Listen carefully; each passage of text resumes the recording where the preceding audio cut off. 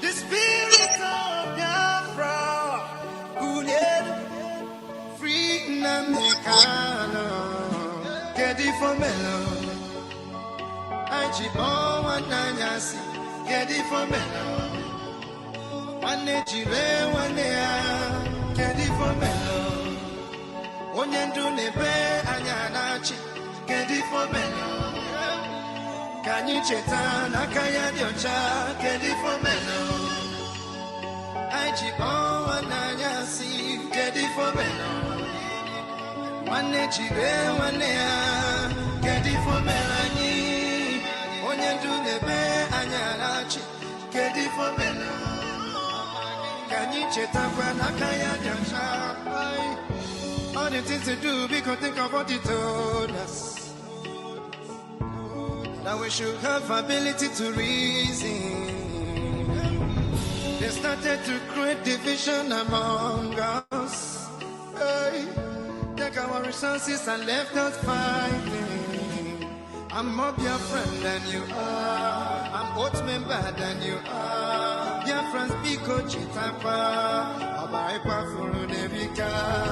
more Biafra than you are. I'm old member than you are. Biafra speak Uchechi. Edey informational. Ajibo wananyasi. Edey informational. Wanejire wanea. Edey informational.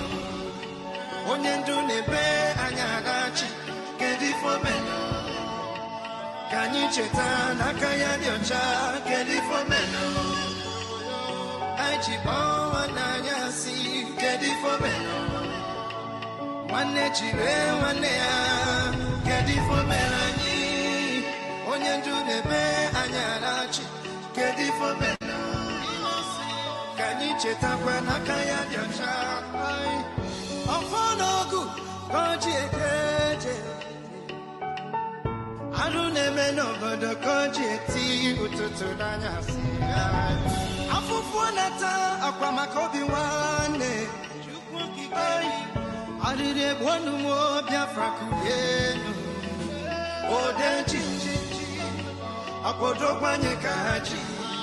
Anye nosi chichichi. Kanye kulienu rano my people. Edey informational. Ajibo wananyasi. Edey informational. Wanejire wanea. Edey informational. Onyendu nebe anyanachi. Edey informational. Kanyi cheta nakaya diocha.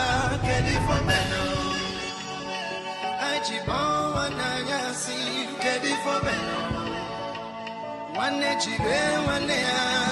Edey informational. Onyendu nebe anyanachi.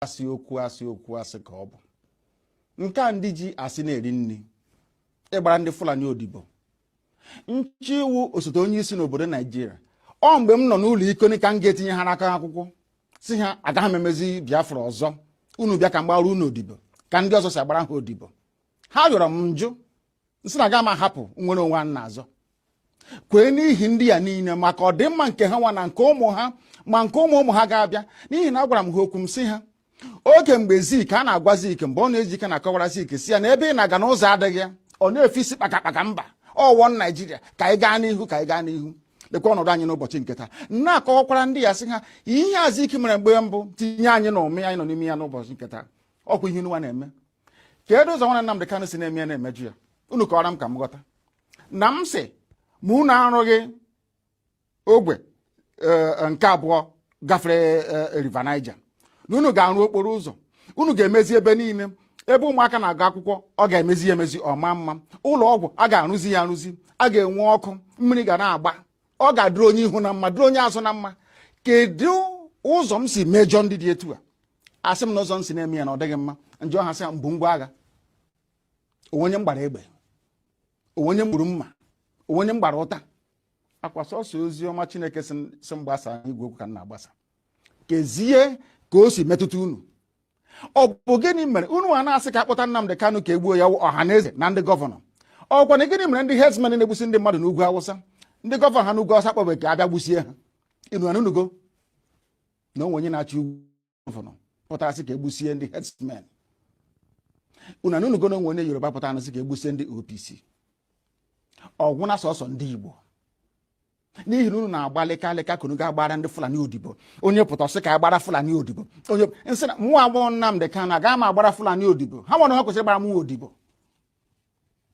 Ọ ihe na-esere mụ na ha gaa n'ugwu Awụsa, ndị ha na-akpọrọ isi n'ala na-ajụ ha, o unu na ebe a Nnamdi Kanu ọpụtakwa n'ụbọchị one unu hapịa ọ na-akpagharị ebe niile, ego na-enye gaghị enyekwa ya ọzọ. Onye ahụ otiri mkpu bịa ọ gaa na BBC Igbo na-akọrọ ha, aka m esokwa ya, aka gị ọkwa ọgwụ ogonwa wee onye isi nche na steeti gị. Ị ga-agwa m na onwe ka ndị agha obodo ekwensu bụ zoo Naijiria ga-esi malite na-akpa mkpamkpa n'obodo gị ịmaghị ihe gbasara ya? Ngwongwo niile esi be mburu akwa ebe ka ezi ikpeazụ ka ebugara na gọọmenti haus nọ n'ezi nna m, ha na-ekiri na-amụ amụ ohe were ụmụnne ha na-eresi ndị Fulani, chee na ndị Fulani ga-ahụ ha n'anya wee na-ajụ na-asị gị na-emere ọha na eze n'ụbọchị nketa. Akwa ofu Jubril a ha na-agbara odibo, ha na-achụrụ efi. Akwa ọkwa ofu Jubril a bịara ugbu a bịa tisa ọha na eze tiwaa ya ụzọ abụọ.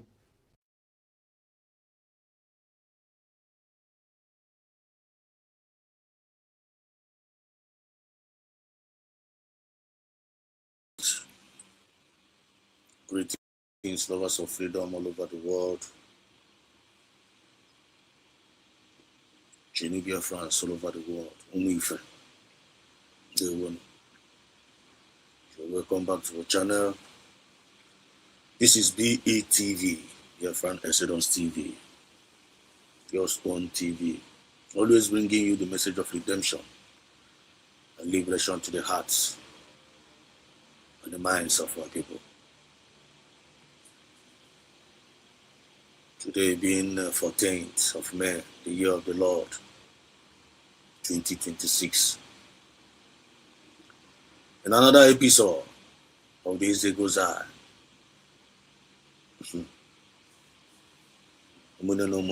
I come with a question.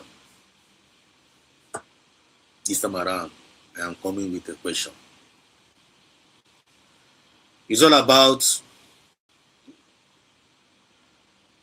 I want us to pay attention. It's all about a better option. It's all about getting a better option. It's all about getting a better option. Positively, genuinely. It's all about better option. I've been at this Biafra movement if I'm on here now. The movement of we the people, by we the people, and for we the people. It's all about getting better option. Positively, right? And I'm against against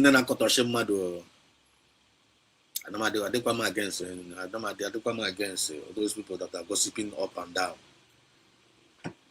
criticizing up and down.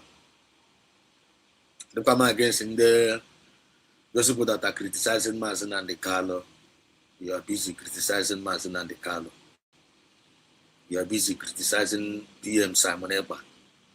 And you are also busy criticizing Dr. Ngozi Arabeze. Or also you are busy criticizing United States of Biafra as a government and as a new nation. I don't come against you. I am not against you. I am only against your intention, your bad intention. After you criticizing Mazen and Carlo, just like now, they are now all saying, Mazen and Carlo is not. I want to really on the internet, especially in the ex-DOS member. And Mazen is not genuine. Ameneba is not genuine. Dr. Ngozi Arabeze is not genuine. Dr. Ngozi Arabeze is Orobo Fulani. PM Ameneba causing insecurity in Biafran land. Mazi Nnamdi Kanu eating the money of IPOB internationally, locally. That is what is reigning for them.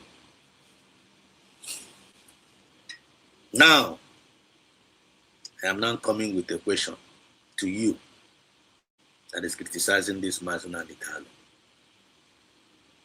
Okunu chori convince, right? You people are busy. Every day una buy internet, una buy internet, you buy internet again. You still negotiate your agent.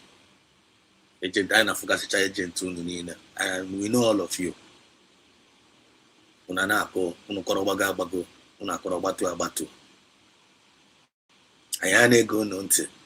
Cameraman, when something I got it tangible enough reason no one engage then I get we hate you no Mazi Nnamdi Kanu on choro ka I hate you.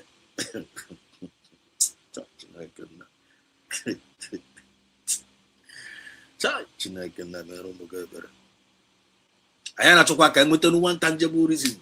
Unu choro ka hate Mazi Nnamdi Kanu, right? You want us to hate PM Sam Onekpa, right? You want us to hate Dr. Ngozi Oraveze, right? I think the answer from your own side, oh yes, because all you want to barambo. The reason why intention Mazi Nnamdi Kanu, or what can you hate Mazi Nnamdi Kanu that we so much love so much. This is why we not see PM Sam Onekpa. Or what can you hate PM Sam Onekpa that we so much find out now we so much love so much, right? And the reason why we not Dr. Ngozi Oraveze, I call you all manner of derogatory words, evil names. That you guys find out that we love her so much based on the phenomenon in Finland. Now, we are not condemning you that are criticizing them. We are not condemning you. The question I know now, they criticize Mazi Nnamdi Kanu. The question I know now, they criticize PM Sam Onekpa. The question I know now, they criticize the Ngozi Oraveze that we love so much. In this our leadership, I find love so much in the government of USB. The question I know now, can you better option for us? I want to decide and I say, okay, let us listen to you people. Una corner here too much. Una be na kwa too much. In short, ka urezi no always oku. Na Mazi Nnamdi Kanu nyarwala. Mazi Nnamdi Kanu na kwa na Kenya. Mazi Nnamdi Kanu sukulo na urega enzo na Kenya. Urega na abala Lamborghini. Mtuwa ko mu nwanyi ime all over the world. Na okay, let's assume na yekwetego. Na yekwetego now. Ni hinu na ko maka ebe Mazi Nnamdi Kanu no always oku. Let's just assume no always oku. Now, can you better option for us? I want to able to Mazi Nnamdi Kanu out of the way. Based on the kind we be out of the way. There's can you better option Mazi Nnamdi Kanu. What is your better option for us? Can you not replace Mazi Nnamdi Kanu? I need an answer from you people. Please. I'm not blank the answer. You want this video. There are answer in the comment section. Or the very, very important now about this answer. I will every day put on an call. I will every day una put an call you. I forgot maybe Rose put the other day. Rose was even challenging you people. Rose not challenge you. Now you okay, Rose mentioned that go pounds, not get up, was not 3,000 pounds, was not 2,000 pounds. Now you know no I'm prove us much or couldn't no nobody would prove now I guess so now I got happen USB government. So now if you know 3,000 pounds up to now, we never approve up to now, we never approve and naturally 3,000 don't get it. Then from my own side, more always said us na Juno. Yeah, Mazi Nnamdi Kanu. Umenunta ọnakwa na Kenya ọzụkwụlọ na feya ọzụkwụlọ na Kenya ọgbakwa Ferrari ọtụwakwa ụmụ nwaanyị ime all those manners of inu unu na-akọ na ọ na-ebusikwa ndị ebe anyị ọ na-achịkwa from Sokoto ọ na-create 100 men ọ na-esokwa ndị autopilot ọchụkwa nwunye ya ọchụọ nwunye ya from nwunye ya ọ mekwa nke a nna now let us assume you people want to convince us, right? It has you been like with Rihanna. Okay, can I hate his Mas Nandikala? Ajum na Junu Kitana. Gave option no to replace Mas Nandikala. Can you also get present Rani? No, not going to try so well. I'm very, very serious now. Do this because on our corner here too much. They are now saying Mas Nandikalo is not genuine. Mbabiko, every Mas Nandikalo is not genuine. Every Mas Nandikalo is not genuine. What is your better option for us? Okay, for Ajugomi more than 4 times. And you that are watching me now, go and go and watch this program, and you were witness to this question. I need you the receipts of this particular question now. Only when the answer, give it to me in the comment section. Ex-DOS members, go and watch Ishocha. Go and watch Ishocha. Go and watch Ishocha. Not condemn when I got on the base. Go and go 247. Go and in the Ikengi Rua Go and woo dele. Go and Nekachimezie. Now call this thing on internet. Nanki Bazwa. Ebe USB are declared. Instead of need to talk on we support all United States of Biafra government. Unmakuna Masna Kalu the president. Makuna Dr. Ngozi Arabese with the deputy prime minister. Makuna PM Saminapa with the prime minister of the USB. Instead of Unibakata on happy sentiment, happy hand on in internet. You support all this USB. Actually, then I try. No three busy, then we try division. No three busy, then we try distraction. No three busy, then we try confusion. No feel no, they're very, very smart. You need to correlate to quite all right. That one is well established. You need now to tiakana, unu de tiokona tipa buaja. Tipa buaja, unu de tiakana ya. Don't say you are not told. Don't say you are not warned. Then let me bring option for you. Everyone option. Which one is the better option? Okay. Assuming now we are not corner.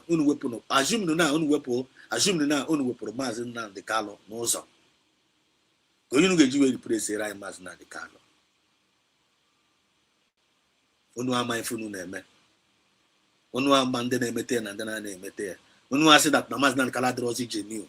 Go you get you replace Rai Mazin the Carlo. I want option A is it chicken deuxième. The deuxième, I want you to read the Rai Mazin the Carlo. I want you to look at so. Achom kuni kwa answer. Kono choro kai so wenu china samoru. Achina samoru kunu choro kai so we. Achom kuni kwa answer. Kono choro kai so wenu nwunye mas nkalo. Kono choro kai so we ejiofo. O ejiofo, but it's ejiofo kono choro kai so we. Konye na yin, only na better option. Konye nu choro kai we nu choro iji we replace eranye mas na nkala of so much because nye na yin answer. Kamera mo ge ruru anye I so when pushing on the internet. Because now they may condemn Chamado, you get your no solution. Another missing on your name, you get replace or no option. Better option I get you replace here. Must not the car. Because some who must not call one certain time. Must not call us again. What's that now? Nando Hanese, Ndi Bonasia, Yahapo Biafra. Yahapo Biafra, Yahapo Biafra. And that's in the Hanese. Yawana hapo wano Biafra. I want to have one Biafra ya jinaka now. The question challenge you will replace Biafra ya jinaka. That's not done as we see a no referendum, no restructure. No restructure. Actually, you will replace Biafra. Must not call say okay, even one option, or okay. But the restructure on the you will replace Biafra ya jinaka now. One, everyone can restructure our restructure. Where is the restructuring? I'm a country now. They didn't give him the answer. How we lad yes, okay. Even the restructuring naka, unejiro no restructure now. Unona chibe na Biafra nka ya jinaka. Or kwa hope za dem sin na one nobody governor nka enyo kwara ya. Nobody governor nka nde funa ni mejishirika wanya. So see all the way from 4th position. When you mayor the governor of Imo State from 4th position, mayor of governor. I want to know not to be there. Then I get quick.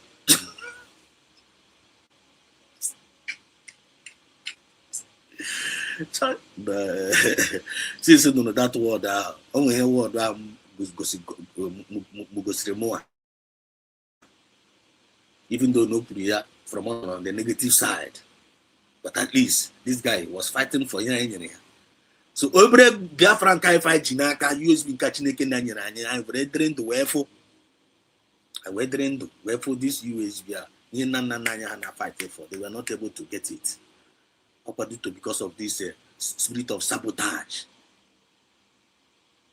This generation of the spirit of the brave will capture because if not the spirit of the has been in Finland, or spirit of the brave.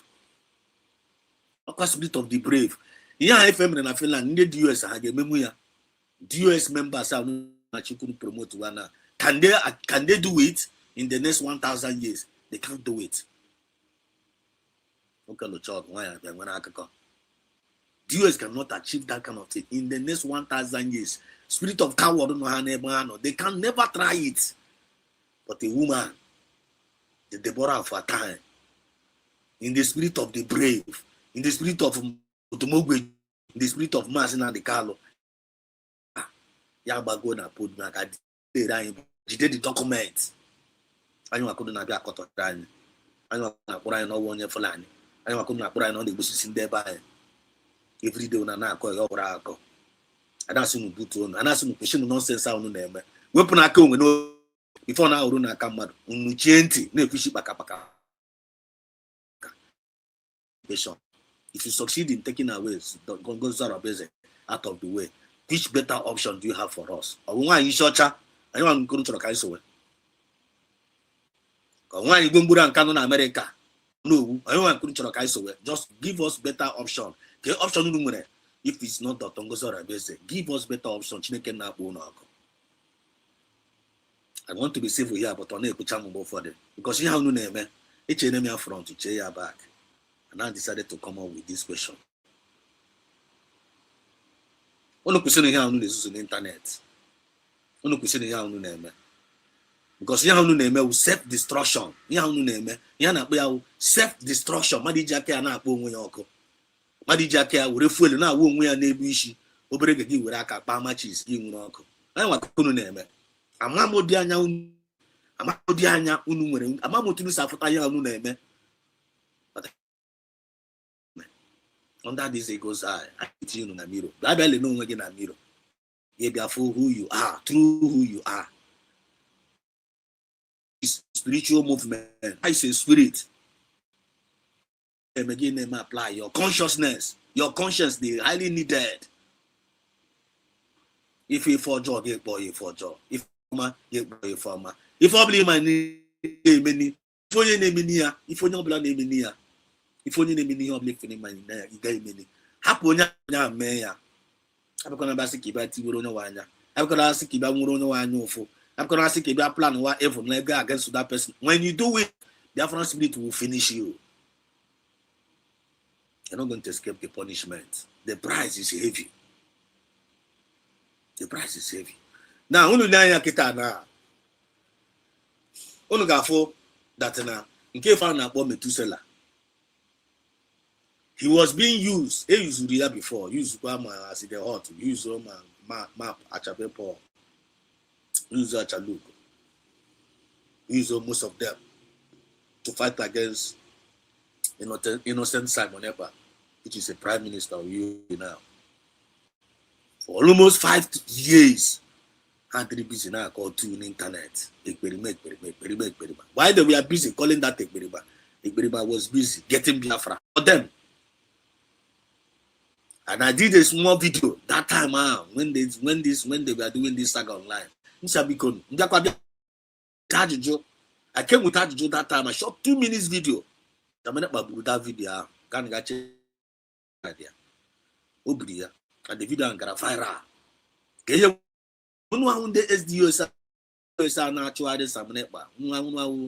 My mom to Selana actually this man. Who I see the hot now fight against Sinana boss some but no one know him, no way with him. You see, all on some Zuturu no Biafra know him. All on some minute, but Zuturu no Biafra know him. Or no naga like here. That was the question I asked you people. And none of you was able to give me any answer from that question. Till today, Samane Pamechra will say, Zutrunu Biafra no he. Omechra Zutrunu ya no he. The reason why everybody is talking about, the whole world is talking about Biafra now, is because of Samanepa. Because of the new dimension that he brought. Not because of Sam. You're not going to take it away from him. Give honor to whom honor is due. He deserved it. He merited it. He labored for it. He suffered for it. None on the ground for almost 5 years without doing nothing. Somebody on a board make a chimney. I was saying, I be blue trumpet, you know. Not condemn when I'm asking Carlo. Not condemn when I'm PM. Not condemn. One, you are cursed with a cause. You are cursed with a cause. Any tongue that rises against our true leadership of this United States of Biafra, that tongue shall be condemned. Onu na digo pa condemn, but no they are way. Onu na digo condemn. Onu na digo condemn. Totally condemn. Una na afia. I don't know the reason why una forget. Una man onu na digo condemn. Unu me po onu na ishi. Ya onu na ekwu internet is smelling on ishi. It's always rotten egg on ishi. Me pay anya gi memo for onu na ishi. It's smelling in the ears, in the Biafra na on ishi mu Biafra ishi n'ime. On ishi anya ishi. All the very very rotten ya onu na akọ. Biafra spirit on ishi n'ime. Very very rotten. But no na akọ ya. Ama me the reason why the thing na ishi. All the very very disgusting in our sight. And a photo no can keta na bopo eri na rachara ihe obopora abopo. Unu na-esi. How I wish you get the message here. You guys see to get down, but you don't get door. You jo ga ajuju. Na ihe said also na-ekwu na aju. O wee zo kukowashi. Ajugo ko mu na ajuju again now. It is all about a better option. If you want to remove Mazda Kalo out of the way, if you want to remove PM Samanekpa out of the way, in the midst of crisis, say fine on email, based on the financial. If you want to remove the Dongos Arabese out of the way, what is your better option for us? All right. But good evening from my territory here.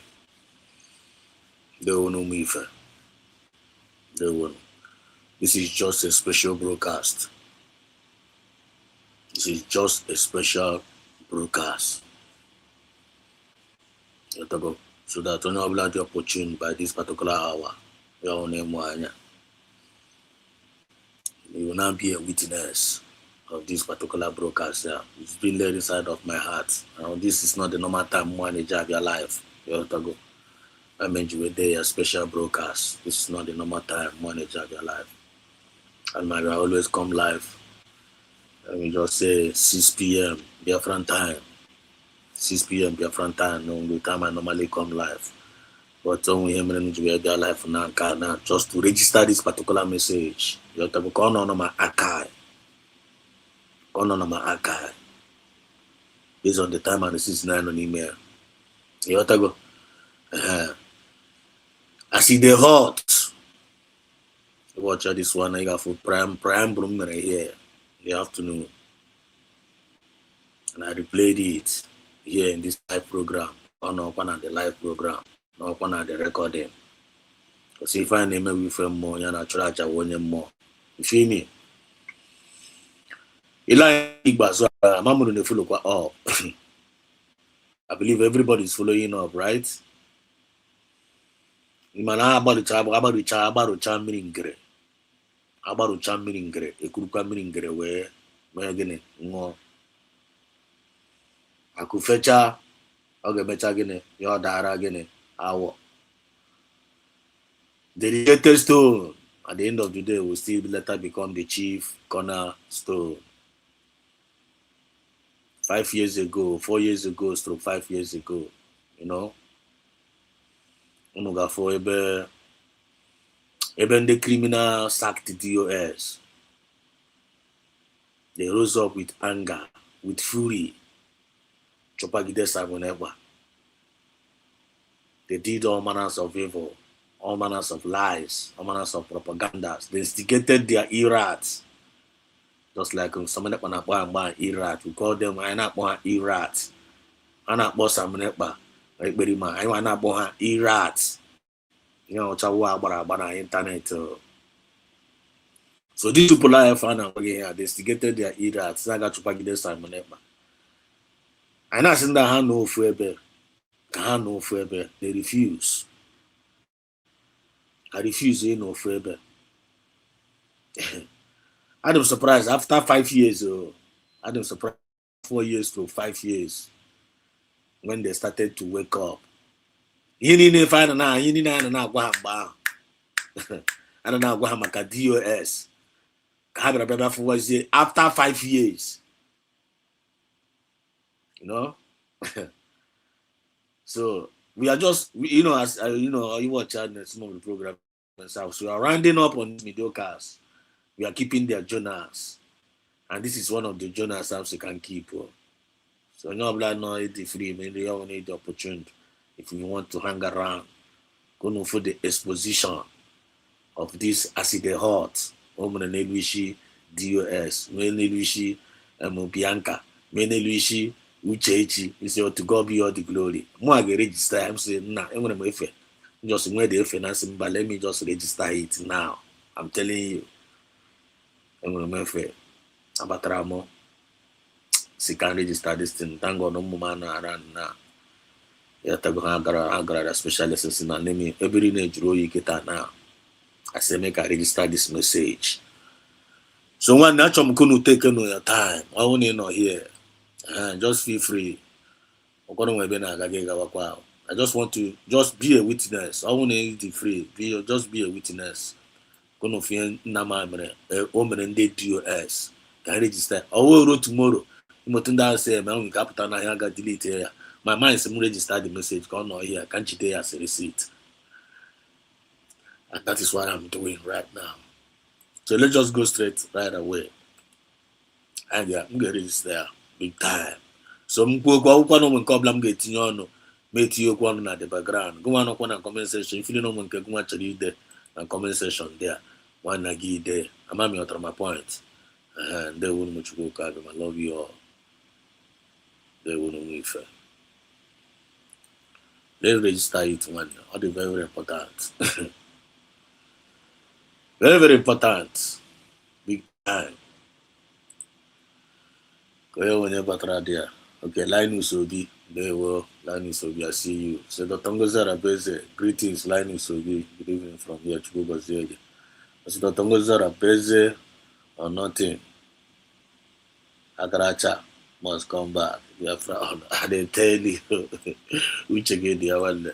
Uchechi big time. That is said it all. Then I never come up here also. I see the hot. I see the hot after the US each other.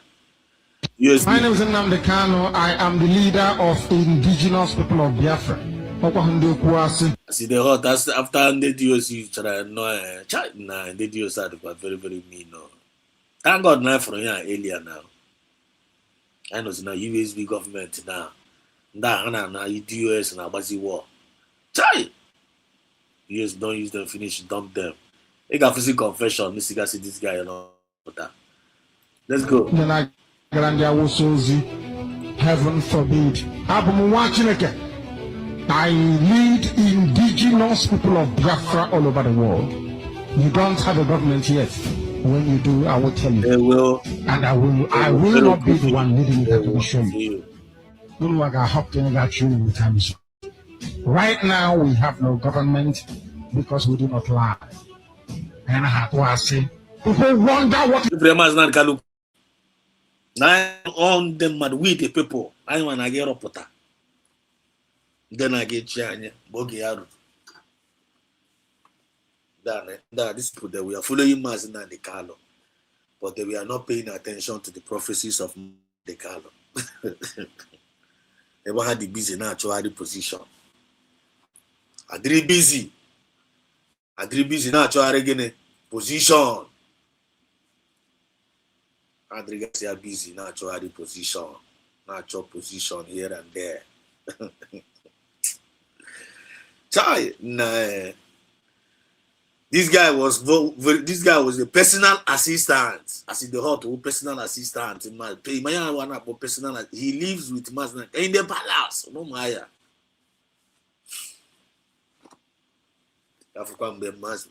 Master ya Meporonia will follow PM Samanepa. He's bringing a new dimension. As in the hot. Japan onye nwere anya n'ime mmụọ. Onye na-eme omenala. I'm respect on our force or the more. Then I go more. Now goji. Now go soji. You are not able to discover say Akasamune by day or 5 years ago. It didn't suppose the man. I know myself unufli na iwa unuporani autopilot. Na iwa autopilot, auto parasite. But I we saw the truth 5 years ago. West Roast and Manepa. Koyini Nenda, Koyini Fahankor, no, can't wait to see Vani, Kaiba Apples and Manepa so when they do as I enjoy. Instead that time, I will make vote of no confidence. February. Mama, we witness at that time. I only witness that time. By my vote of a comment session. Yeah, our live program. Our live program. So quite feeling no man they feeling no maybe no recording or recording. One year of our live program. Le come ba they here. Get from here now. All live program. You have to go. All live program. So carry feel that no all live program. So only we witness that time. Only we witness that time. By me vote of no confidence against the DOS. Let me know in the you have to go. I'm back invisible. So I'm no the vote. Otago, don't know for what I'm because you I'm very because about today, Prince Darlington. I see the hot can negotiate about today.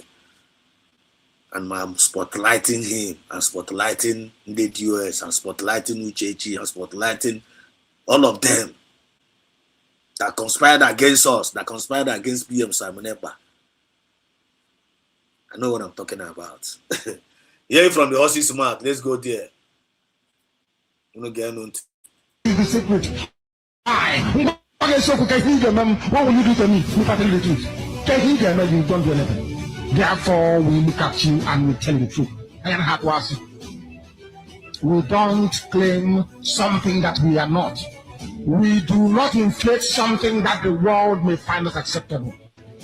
We prepare our message to be acidic as possible, that the fake ones may run away from us. We don't lie. We don't come and pretend that we have United Nations observer status when we don't. We don't come to you and tell you that 99 countries all over the world is now supporting Biafra when that is a lie. We don't build hotels. We do not build hostels. Now, old message of Masna and Carlo before the declaration of USV. You have to go. So this message for our pocket now is not needed now. Because I know in a new dispensation, Biafra has been declared. Actually, can get straight to the point, can get to the exposition here. Can get to the exposition here. Then, three. And when you hear George, na sentence Mazen Namde Kano. George is not Mazen Namde Kano. Sometime in October. I am sure now. Now, the town of Lagos. Do you see the crowd? It's IPOB. The collecting money that people are dashing him. That's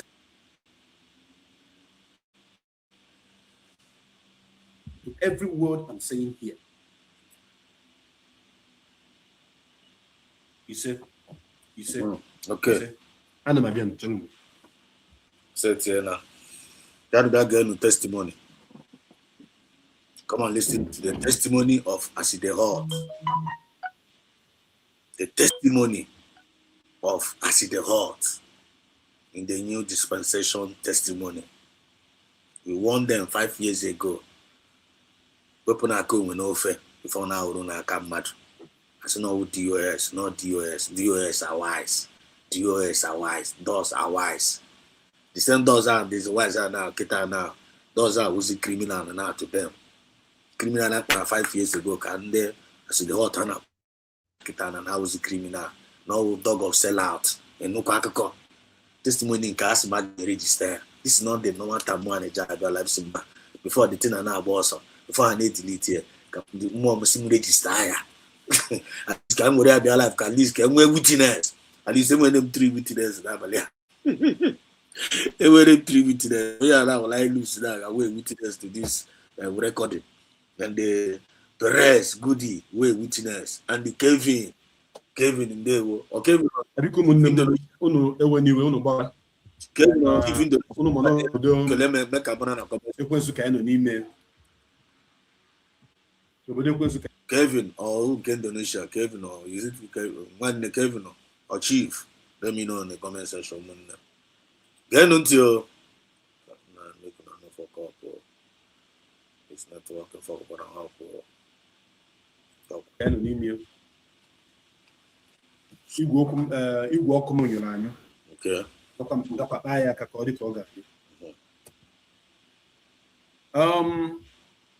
Today, I'm going to use English to communicate to the whole world. Okay. Because I have revelation. I have things I need to expose today on this platform. Revelation. And I'm going to play some videos and audios to confirm what I am going to tell you guys today on this platform. Mazi Nnamdi Kanu have already written his name with golden pen in the life of every Biafran and across the globe. The whole world knows Mazi Nnamdi Kanu today. Not because he is just broadcasting, but because he is a true leader who truly loves his own people. Mazi Nnamdi Kanu have marched on Biafra ground and did a well-coordinated investment.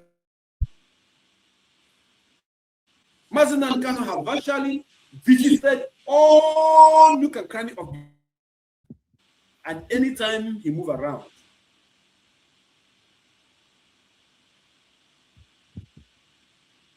everybody want to see him. Even the stones in Biafra land will wake up, want to see Mazi Nnamdi Kanu. Mazi Nnamdi Kanu visited India, Indiozo, Indinze. The people that matters in Biafra land, he have visited almost all of them. Mazi Nnamdi Kanu have led IPOB on the ground to so many occasions. Mazi Nnamdi Kanu have proven to the world that he indeed have dedicated his life for the people of Biafra. Now tell me why I'm not going to do this program for his sake. Mazi Nnamdi Kanu said, I promise that if it costs me to give you my father, my mother, and my families for Biafra to come, I will do that. So tell me why I'm not going to speak with the manner which I am prepared, I'm prepared to speak this night.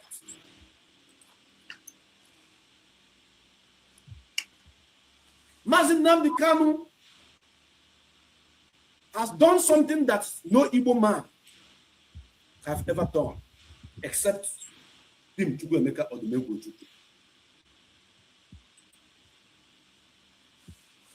Mazi Nnamdi Kanu have fearlessly tore everywhere that people never believed he would have, when he would have gone to. Bravely. Mazi Nnamdi Kanu, every day, everywhere he goes, the elders of that community in Biafra land come together, place their hands on his head and pray for him. Mazi Nnamdi Kanu have received blessing upon blessing upon blessing upon blessing from our elders.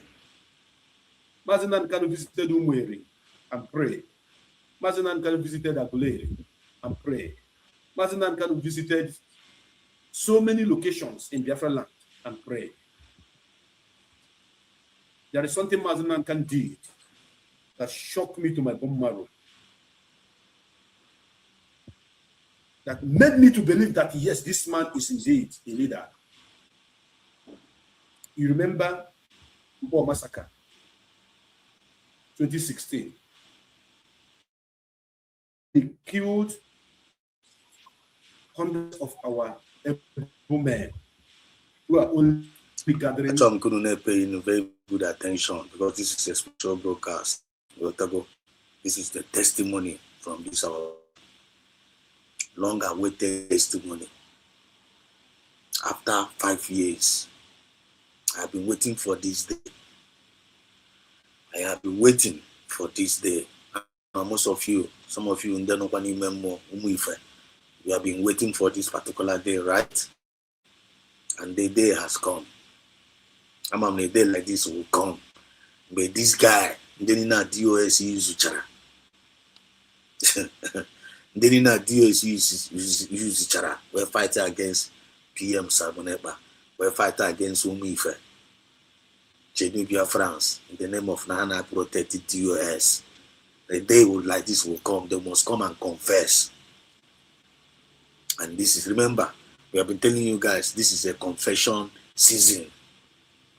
And this is just the beginning. I'm currently start this thing in my archive. Any person of blood that join on this program, are you a witness? You were a witness of this particular registration. You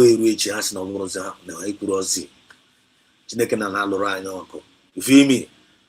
You just wearing no much shout. I know you're talking about point. Yanos the Ketan now was a Chine for Yana Bopatana Biro. I want to be Kiro na Miro. Now they have come into their senses. They are not coming back to their senses. What? But we have I've got Mbablo Nobla Jutetona no to Bablo Baonya or to Tonya. Yotago Abarucha, remember, always buya this thing in mind. Abarucha Miringere. Abarucha Miringere. I get good Miringere when war. Kiri Ghana do person and I the rejected stone. It's not the chief cornerstone. Apa USB. Apa USB I find a book we are Elian with the urban worker. Yasim we cannot run faster than your shadow.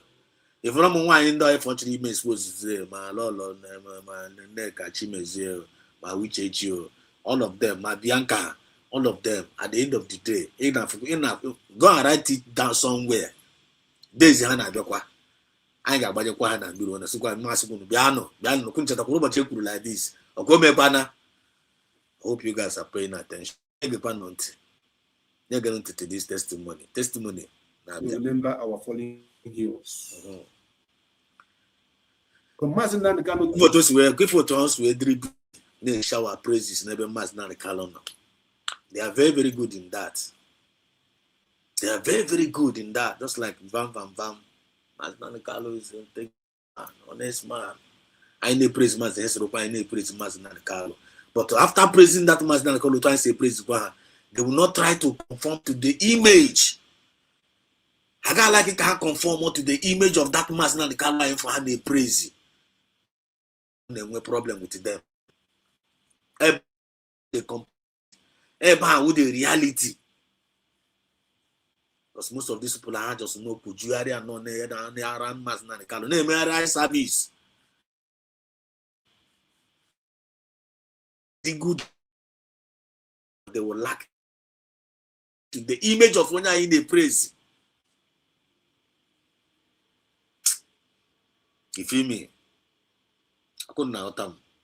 Because there's sometimes I'm not cover this thing about for don't know me. Because when you Chineke na mepe ganya for obi nda. Imana na nda also. Most of these people are in Lanya, and in most of them which also mana nihu competence freedom fighters you guys are everywhere. But you know, I say onye ukwu na-ekele mu n'oji ọfọ onye nta na-ekele mu n'oji ọfọ ma Onyeji. Friend, this Biafra movement here, many are called, but few are choosing. But try and among the few are. And the Olende Unde among the few are. Ndanguru Sarasara, Nandi Genuine, Ndana Wuro Ndobi Apo. Aura Hani Wuro Nobi Apo that movement when you are the choosing. Nega Panunti, Nega Nunti. Came out of prison in 2017. The first place the Mazinan can visited, in case you don't know, was a Paul. And then can went to to pray for those who died for the restoration of Biafra. Brother, Uncle Munam, I will just share broadcast. There were witnesses, and witnesses and the people, and on the other side. So can't kill a continue by your testimony. You got to go my point. Police be together pass a in one by one. When they as a group, what be Biafra. Truth got to pass a in one by one. Go and write it down somewhere. Truth will always stand the test of time. Mary won't come with her. Thank you. Munde on the comment section, witnesses. If I go down one by one. Here will come a special live for Otago. I will always come live. Here will just a special broadcast under registration. Sometimes not like that. Here will a special broadcast. Just want to register this thing on iCard. You can hold a witness.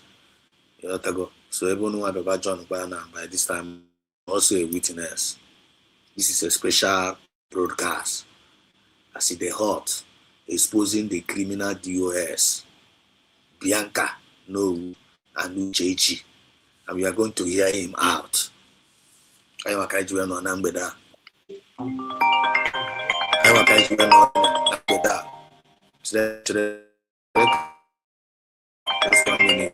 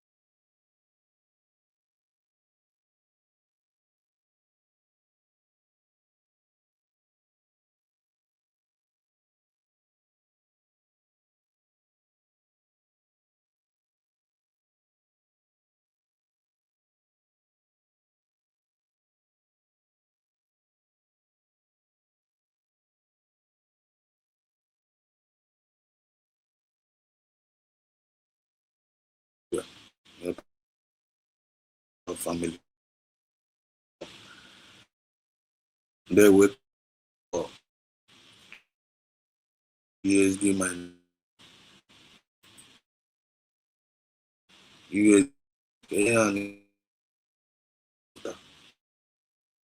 my nation and they work a lane and give one more. Because again.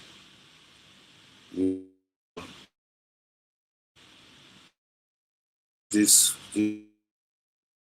like he said, it is someone but he choose to shut up. To shut up because you're right of SARS friend. Kita non any testimony on against on any testimony na back and the DOS on the protect for almost 5 years so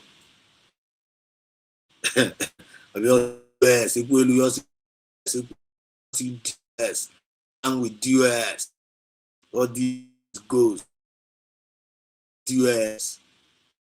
It has done. I want him to register. God not there. God just can register. Telling you this is not the time money drive your life. I'm a man who got the self. Unless you can come on not that register your life or not there. You have to go. And you did receipt here. So I got target can come them. They are consigned of position to eat the money they never contributed. All right, USB my nation. Thanks for joining me. Equem Justin, they will see you. They will Equem Justin say right on. They will write on my brother. Thank you for joining in. They will me from AZB TV. They will registered. Good job. They will. The money manager said us. Is the weaver in the building? Is the weaver no quite here? Is the weaver? No one know more by this time. What you I don't think I always special broadcast. I'm not going to know why.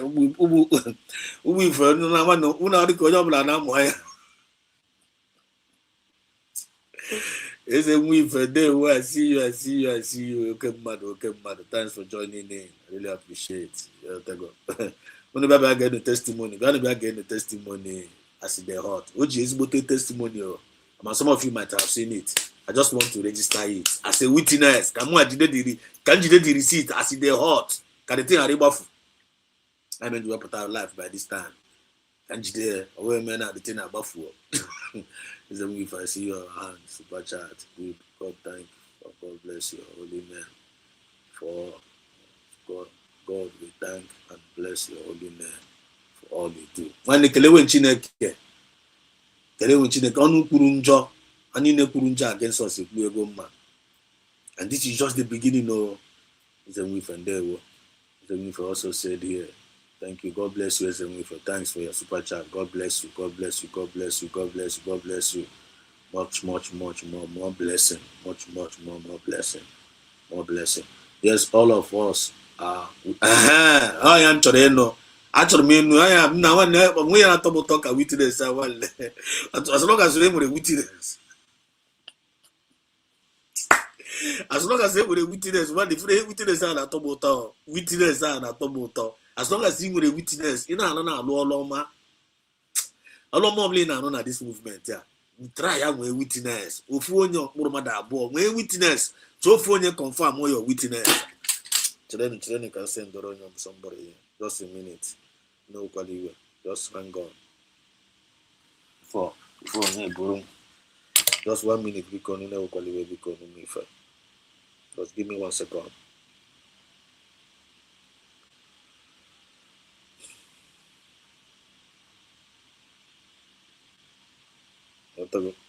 As long as you a witness, you will allow witness. Just make sure you a witness. You have to go. Make sure you be in a movement. Make as long, especially all Loma, when witness. When you got a cable, because you have now, at least you know about my cable. If you couldn't have my cable, you don't have what I said was a cable, all right? I am going to have a cable, I know about the tongues of a business cable, now about PM Samana cable, now about our leader, Masna Kala cable, because we hate injustice. So tell from down a to chashing in the final to I have a talk walk witness, register their message, tear and a mirror, then go out walk witness, and I never come back with this thing. We have not talk at that thing as the thank you for that statement. Yes, all of us are witness. Thank God, man, but Korea. But they are come one I like. They won't sit us, preach it. We are listening. Thank you. Let's continue. Those that died because they believed in him.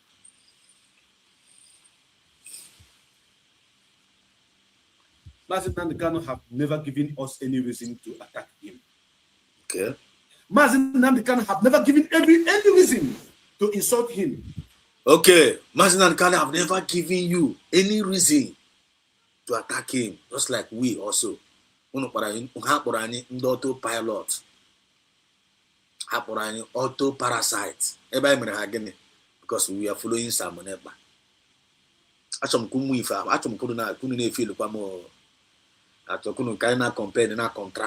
Compare and contract. Because now I'm This people man anyị ikpe ọnwụ. Ka ihe ọjọọ mere ha ji wee ma anyị ikpe ọnwụ. Because ihe ọjọọ mere ha wụ, we are just following Samunepa. After Mazda Kalu was kidnapped, we refused to follow DOS. I am a Wukwaan Choro as the hot one. I am a Wukwaan Choro Metusela. I am a Wukwaan Choro. Some of them. Ma Chalugo. Machina Samoru.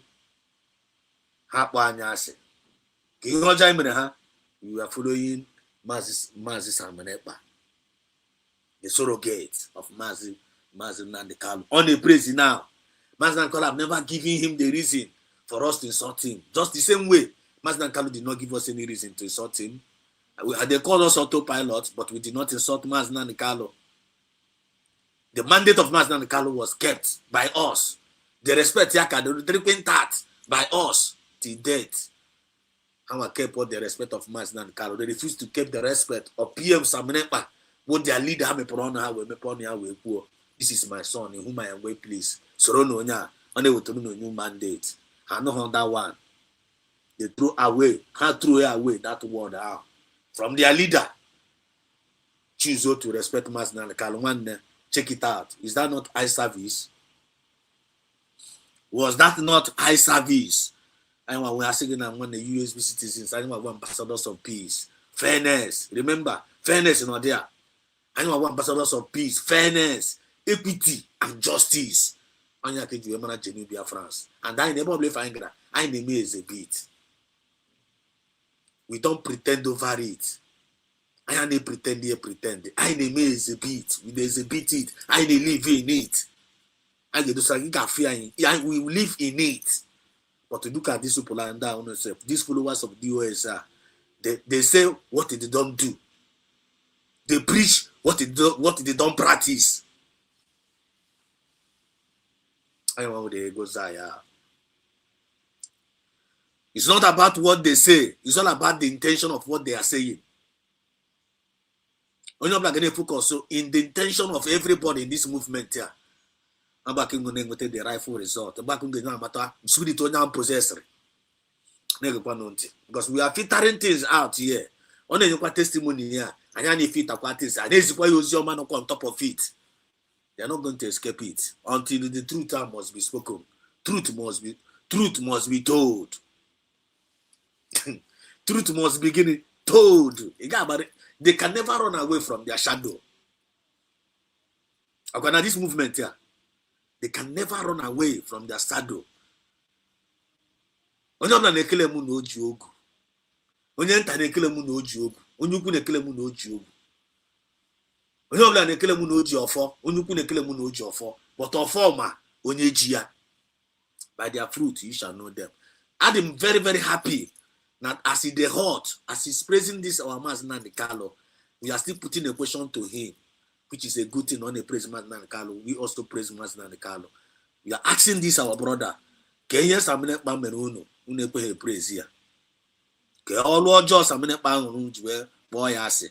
This guy up to today or confess go. Now kita no na mandate US bon. Now you want to win if for Joe minute dotongo if for Joe minute PM Samunepa. Have you confessed? We are still waiting for that confession, and they are not going to run away from that confession. Never go on to the testimony here on we are not put. Pity for Christ, I see you. You are highly welcome. Never not. Mazi Nandekalo have never given anybody any reason to blackmail him. Mazi Nandekalo have never done anything against anybody that warrants this unnecessary attack that you are seeing on internet today against him. Then can you Samunepa mere? Unu may unleash fury on him for 5 years. That is the question I know. Jogunga was in the heart. I like me in now. If you want testimony in now, I so much like it because I know a day like this will come. This is the judgment time. This is the confession season. This is the moment of truth. I want to see I kind of email now. This is the moment of sowing and reaping. This is the moment of karma is real.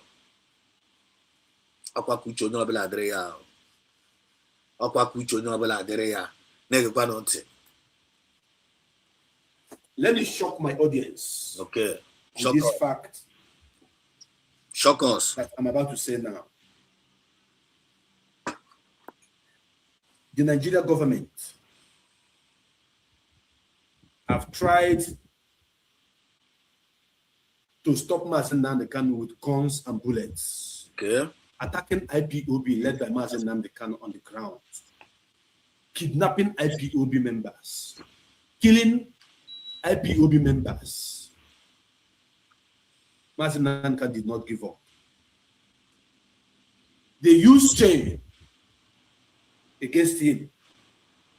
You see the way, okay, very, very sensitive because I'm too sensitive with words. I'm more a problem to me. I'm more a problem to me. I'm too sensitive with words. Okay, for no tunde, okay, na for no tunde, I say limit. But I say limit, I say limit, okay, for I say limit, the thing that to the things remember now, like that. Mazen Nnamdi Kanu is the leader of the indigenous people of Biafra. In a way, very, very mass movement. That's a mass, millions of people. IPOB represents millions of people, millions of the indigenous people. But if you watch this people like Mazen Nnamdi Kanu, have never limited this IPOB, limited to its ordinary group. They limited it to like a group, like if you want to IPOB members, if you want to work with IPOB members, the thing about one will be. The thing about one will be. These people, Midokas are this thing they will only with me with. Because all of these people now don't even more. You can't afford to just limit IPOB as in a group. IPOB are in a group. But this people limited it as a group. Limited to here court. I'm a traton no IPOB to your house in here court. Here fraternity. Something like here court as, which is very, very wrong. But thank God for the manifestation of the United States of Biafran government. Thank God for the declaration of USB in Finland, 29th of November, 2024. I want the correction of all this rubbish from that name is a bit in the internet. Thank God, I want our testimony. Because we've got that declaration now. I am nation in every day. I'm telling you, to God who made me and you. I swear to God who made me and you. You will wait a yeah, for man. Because here the last battle kind of email now. Here I know now with the last battle. War against household enemies. I want the last battle line on email get now. Only or if you are paying attention spiritually. And the Mazen Nnamdi Kanu made us to understand that now I got across all these mountains here. Now I got across all of them one by one. God bless Fubiran across Oya. God bless Fubiran across Oya. Until Abarode also Baruya Nishi. As those that are born for this. Now how I get shift to an inch. I get shift to an inch. This guy in Elijah Ketana, they go disqualify now this movement, but Grace can still find him back. Oh. This guy in Elijah, as the hot. Grace, all day. That is, let me just tell you something. This guy in Elijah, as the hot now. All down when the Biafran spirit can forgive somebody like this as the hot. Because this guy now, he watch a conscience at least DOS was not able to take his soul. The DOS went his soul, yeah. That's to an extent. Yeah, but I realized that now I don't know if go. He now came back to his senses. Now he's coming back home. And the mortgage receives that grace after Metro recognize all USB as a government. Recognize they are confess confess you join will go against someone. If all no this guy got the redeem. This is BETV. Always bring you the message of redemption and liberation to the heart and the minds of our people. God thrown aside that here. I got confess you, I got confess. I met a guy. I met a pumpo. I met a new soji. I met a no soji. I say I tell soji no what. I dry soji no one day. He must eat a child do soja. I got confessed that he could against Samonepa. onye dị ansọ ị ga-eme ya ị ga-eme ya. If you no do am, ị ga-adịkwa save o, ị ga-adịkwa save. Ka ozi a m na-ekwu ya dete na anụ m ọkụ n'oge ka m gbakwuo ya mụọ, ọ dịkasị mma na-ekwute ọfụma. God sees my heart. Biafra Smith sees my heart. They will be for Christ. Mazi is so upsetting that the non-existent people in the scope of affairs are having the tenacity to insult our leader. Telling you, one, I need to hear you in the highly personal way. We will never accept this lightly. They will pay. Telling you, all of them, they must pay. They will ban on it. They get entitled too sensitive with words. Last time they arrested him, Mazi Nanka did not give up. Mm-hmm. They tried to use what they call secret trial on Mazi Nanka. We refused. Okay. And Mazi Nanka never give up. We refuse. They tried to break him. Mazi Nanka refused. Okay. Confirm. They came to Mazi Nanka. Buhari went to Mazi Nanka to negotiate for 5 states. 5 states as Biafra. Mazi Nanka refused because he loved you. He's a brother from. If you now, to be honest with you, I go confess. If you now, more exodus, I go must confess. If you now, would remove. Mba meeting Mazi Nanka for 5 states. Buhari meeting Mazi Nanka say one because I could do over at that time. Or is it talk with the offer? Mazi Nanka conclude go the whole East and another go lawyer. Or could the over? As Mazi Nanka be go for 5 states. Mazi Nanka wejo. The thing with remove personally. Sena Mazi Nanka mete kwa here. Because otano na when the kenke una putara my man de warrior, ya and the warrior and Susumba, man de binini and the warrior in the ofeminia. Now one assume had to hell with them. More and assume to hell with them. Because I won't have an attack for annual Dibo attack. So Mazi Nanka can why would it come Wagodia Waka 5 states Wagodi first. 5 states, I will go there first. Now, I'm going to do familiar. I'm going to join 9 later. Mazi Nanka Simba, no ga happen.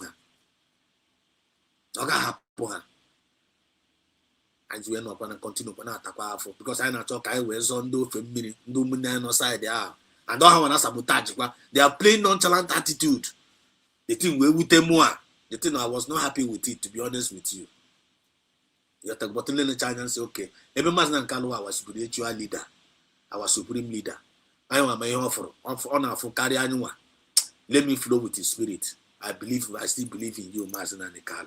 I say, let the will of God be done. This guy remind them of something now. Chief. So that thing I would remember, I must confess. Okay, also we will tell more. Never one on. Oh, sister, what did you say here? Because I don't play with the comment. Mazi Nanka is a great prophet and recognized around the world. And even Trump is using Mazi's teaching for his worldview policies and imperatives hate Mazi Nanka. He's whiter than white. Neka, you are info. Confirm. You're right. You're right. You're right. Let's listen.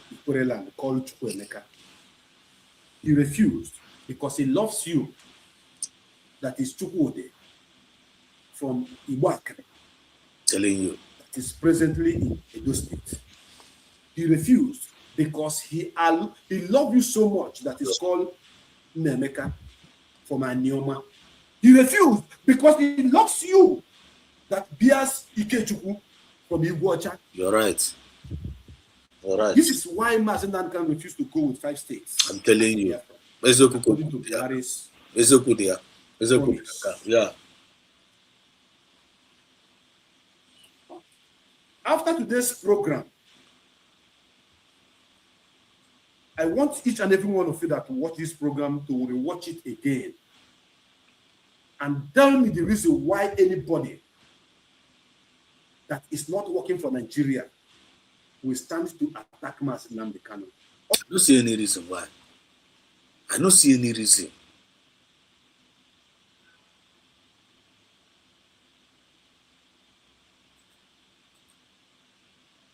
I don't see any reason why the thing is loading. Hang go. So for many reasons why Madigeji we nene chanya. Madigeji we nene chanya.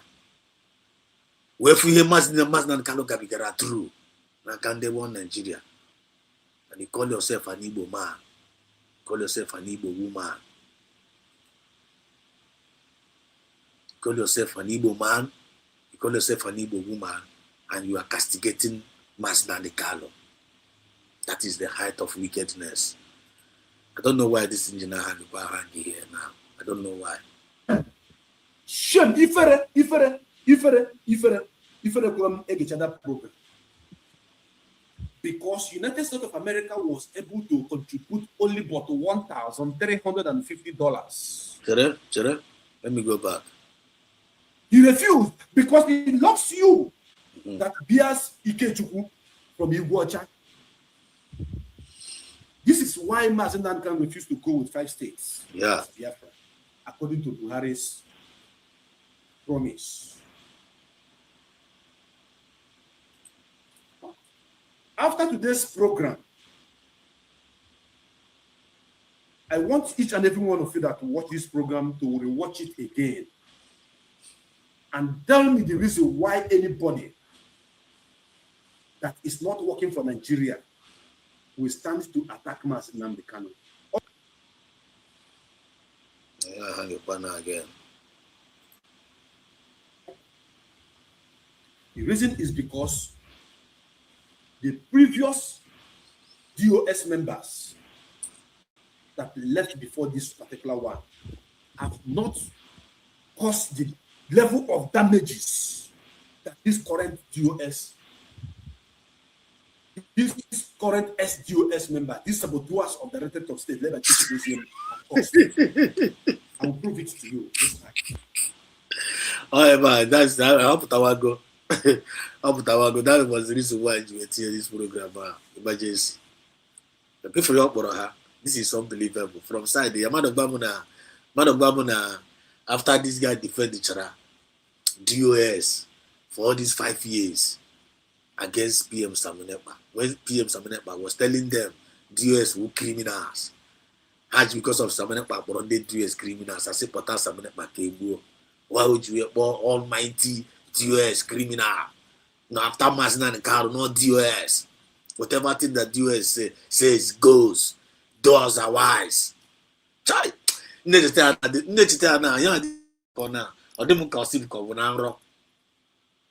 I know that the day like this will come. They can see become now. Ocean na puta. Near Masland Carlo for 100 years, 5 years ago. As they hot na 100 years after 5 years. Ebeka, any memoir 5 years. That's the question I'm asking now.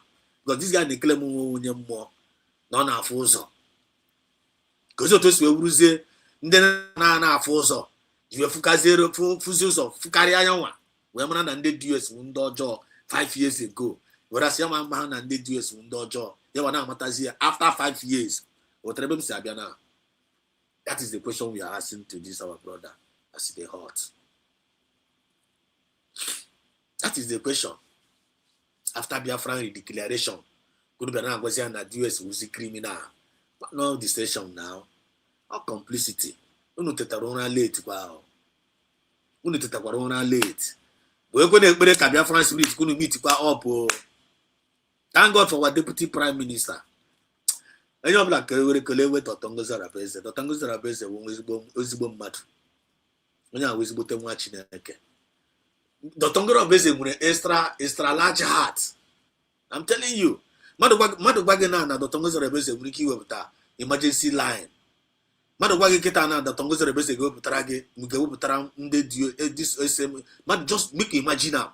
Madu gwage that na Otongo Zarabese ga-ewepụta emergency line for ndị ex-DOS achụrụ achụ. For messing up. We see how on at the line.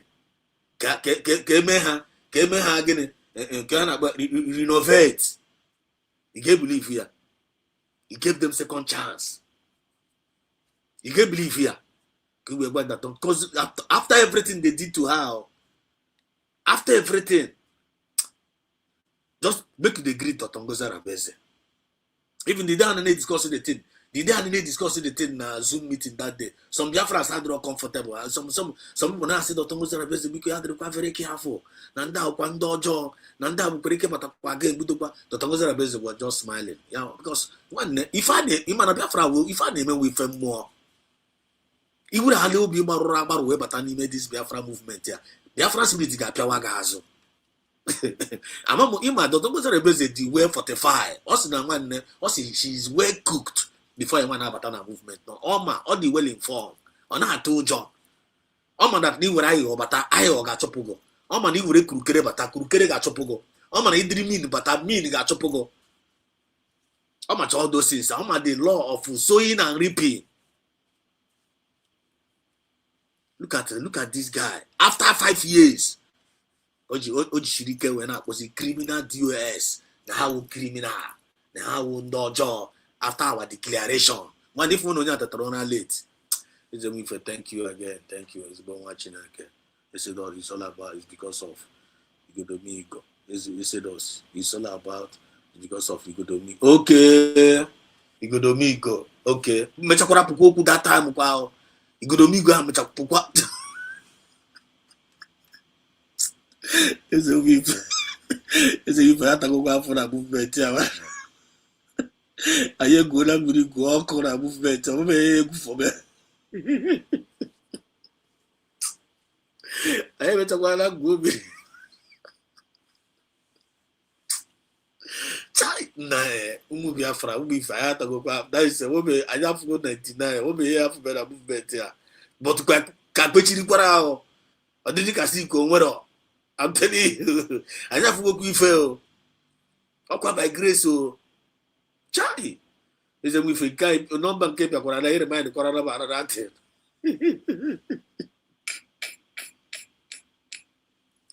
What was something going to be good?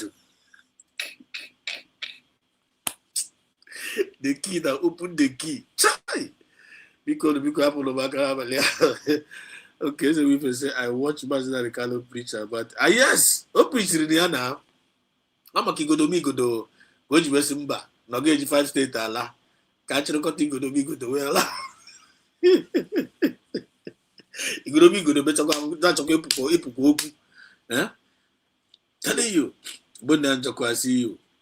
Good afternoon, sir. God bless you. God bless my DPM. I am a citizen of the United States of Biafra. One day, everybody need to be thankful to Dr. Zarabeze. Why are we watching again? When I go to DPM, just go to one side. When you post the hand, just go to one side. Focus on the heart of Dr. Zarabeze. Or even DPM, when you if you're Dr. Zarabeze, when do you DPM? That woman way mother. She's Dr. Zarabeze on there. On there say, on after DPM on after DPM on after Biafra. Then we get into Ofuma. I told me the emotional. The thing name can be the emotional. I'm trying not to be emotional. Now this preaching now. I'm trying as much as possible not to be emotional. Actually, they like kind of very free. There's Yosia. Just very normal. Show me the emotional. The emotional we keep Bianca. Okay, we come out the wild man. I told me about one day. I not tagafo. If I not tagafo G. Feel me? I not tagafo. Just the Tongo Zarabeze the line now. We're going to position out to Sagudi. We're going to DPM out to one side. One year always go. That is all watching eke. Oh yeah, wo. Lay anya no be all watching eke. On a foot the motos afuta Biafra. On a foota Biafra as pass. On a foota Biafra like no umuya. On a foota Biafra as no mono Biafra. On a foota like a okoko mono. Just anya coach afuta Biafra. Imana the Tongo Zarabeze. On a foota this Biafra wo. That's USB as okoko. Uto okoko sa foto umuya. Umu chicken ya. Or the ready to die for the chicken. Yam na good ways to think God who made you and I don't talk a mass and Kalisa for Taka Biafra. Or the same Ayaka PM Samana Passina Fota. I'm a PMG name, everything on name. PM Rend the Atina. Not the movement. But if you are the deciding IPOB camp and national group. Hana boya struggle. Ima hana boya this movement a struggle in this struggle. They call it struggle, but to us it is a movement. To them always struggle. Hana struggle. Everybody na struggle. They are not struggle for position. And not struggle for monthly due. And not struggle for Mapandawo. And not struggle for Kaba. The thing is, to them it is a struggle, but to us it is a movement. There is a huge difference between us and these people based on mentality. These people they are just like kind of there's kind of intellectual bankruptcy. They are practicing IPOB as a group. They have intellectual bankruptcy. But as I know that kind of intellectual bankruptcy, I want the progressive. The way Nugu Umelowa in the building. Or to go down a conversation. If you don't know, to go down a conversation. Can I forget? Now please tell us the Wife to stop. Please tell us the Wife to stop. Greetings from my inside location. People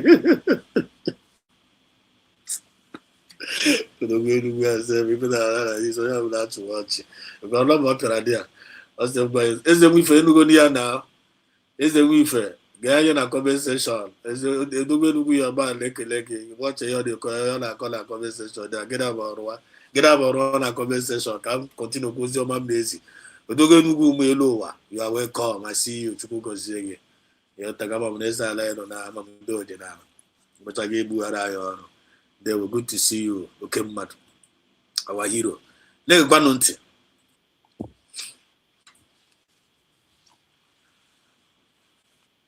So the Americans, we are shouting, our money, our money, our money. Where is our defense fund? Where is our money for transmitter? Where is this? The day Mazen Nandekano called Nenianya to give account, to do what is called checks and balance. Detailed check and balance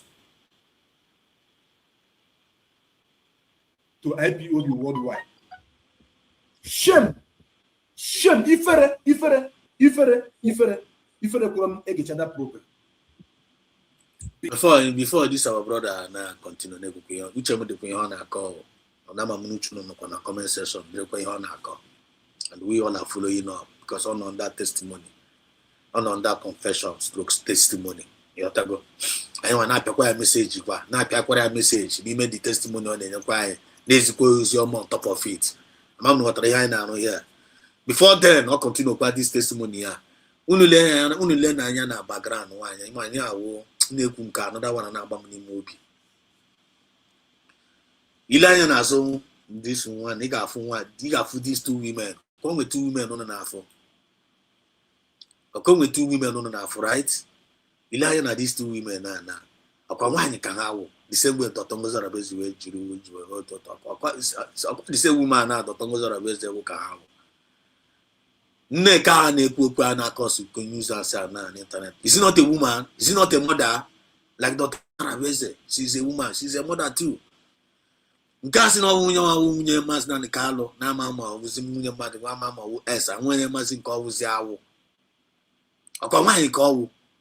Just like Dr. Musa Raveze. Algo onye nke akwa gụrụ akwụkwọ, gụkwa akwụkwọ na UK. Dr. Musa Raveze gụọ akwụkwọ nke na America. They are learning, right? Then now, ask yourself.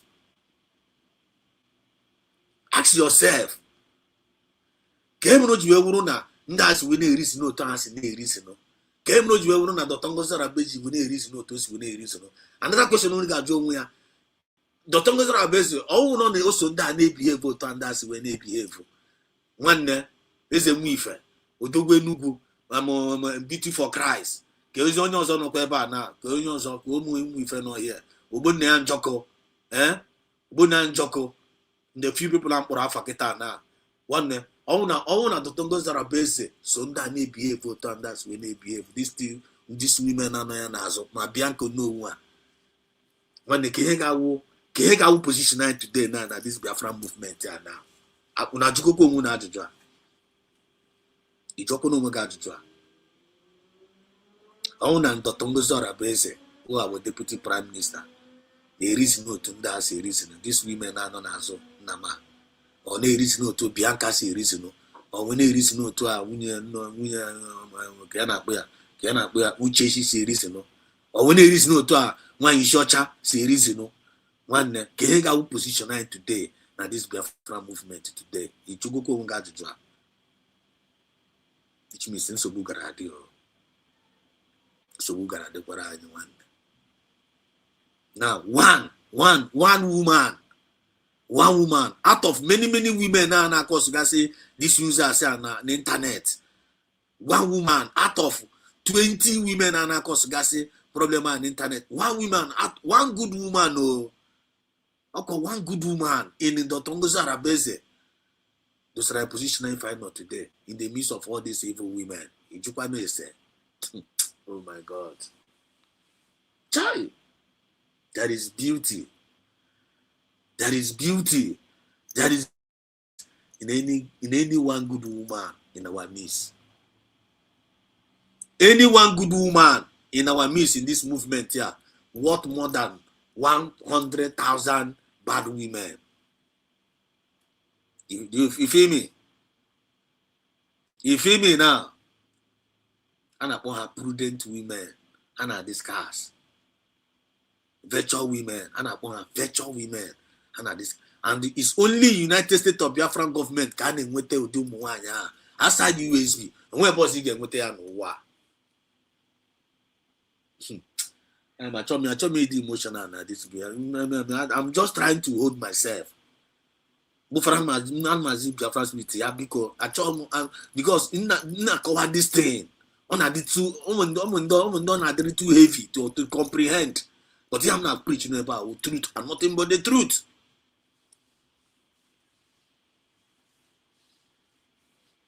I'm telling you. Huh? It's a move. It's a move. It's a move. I'm not going to go. It's a move. I reply. When I go now, all melo. There were. There were. It's a move. I reply. We go. Mazo dogo. Nigga kwanonte. Okay, Freya. These two women non aso. This is as the hot one. Check here. Commissioner na akoso. Check here. Ajahana wunya na gare. Check here. Disunity hana chiwe. Check here. The kind of distractions hana manipulate. Check here the kind of accusations they may emanate from their side. But the Tongos are busy. One woman is holding the line. The Aurora is a resistant force, and she's not shaking. Every Saturday, you're the Niru. Get enough the glory. You know the wine. You know the Tongues are getting enough the glory of Obinigwe. Never wine, you know. Enough the glory of Chinekena. Never wine. Gilene pharmacist Diana. Gilene Umunda Umuanya Nina the Nina Nogasana movement here.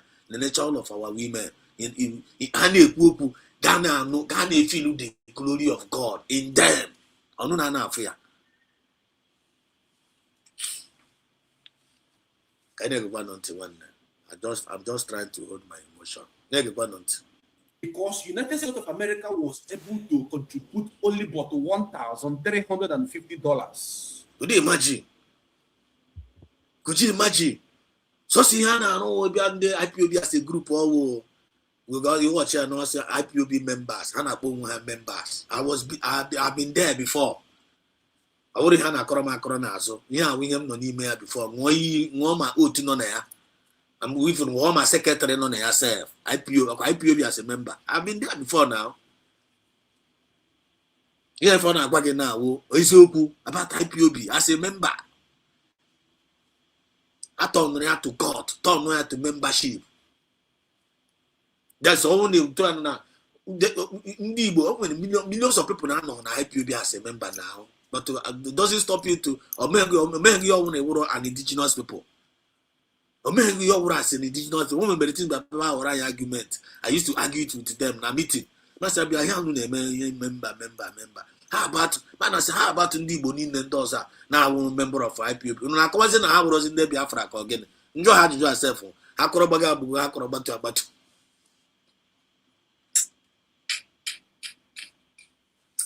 Because I remember personalized that the IPOB. I personalized the thing.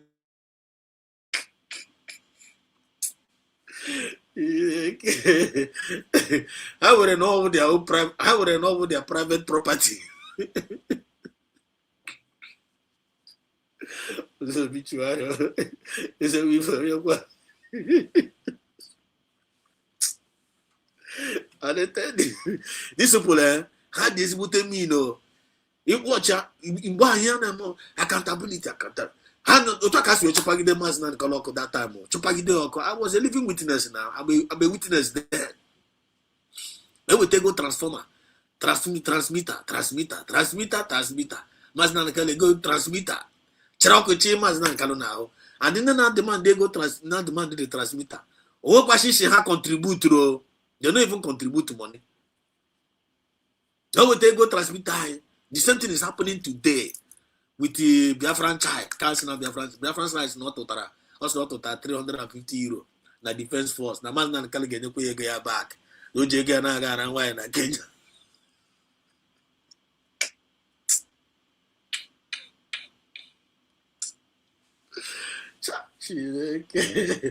Thank God for USB. Thank God for our declaration. Thank God. Chineke na. Anye keleke. Anye buliege elu. Go up and night we barosa. Baru anishi. I be our declaration. Separate time from these mediocres. Kenyan and Daganaka. No wonder. This is a good fetch obituary. Chai! I tell you. How going to obituary I'm telling you. If go. Udo when we say Udo the reggae one is a more fair worldwide wave. They were nege noti. There's force mass in the Carlo transmitter. I was a living witness. Mass in the Carlo ga America. And then actually, mass in the Carlo where send door gaga reveal where transmitter on. The transmitter took one down. No be. Yatago path a born. Onu need evidence. That's where the same people are. The DSS the next day, I got the transmitter. But as we speak in a transmitter, cannot with the DSS. It was not being released in here. But he may come here with Midokasa, one of the worst mistakes, Madam Nowa. He may come here with household enemy. The worst mistake, Madam Nowa, for you to have a household enemy. So that's why we are declaring war against every war against every household enemy in our midst. Okay, no law. Now I go okay now side. Now so no nagega. I know what the last battle I find on him now. And Biafra police is dealing with them mercilessly as we speak. So only I know the sound of our voice. Uta messages in Naga. Uta testimonials when I got from this ono kema. When we again na kukweze go ono. Mamu ane preach. We will be them na kukweze mo ono. Because we are in under nation building now. In Biafra movement here, if your mind is not upright, or you have injury. But we never have injury by this movement. And now he said, may those that are doing mistake in this movement, may they start correcting their mistakes before now they're not late. Now he said, I'll be right back. The names of the people in the list of United States of America that contributed to the money that we are using Martin now become to our embezzle $1,350.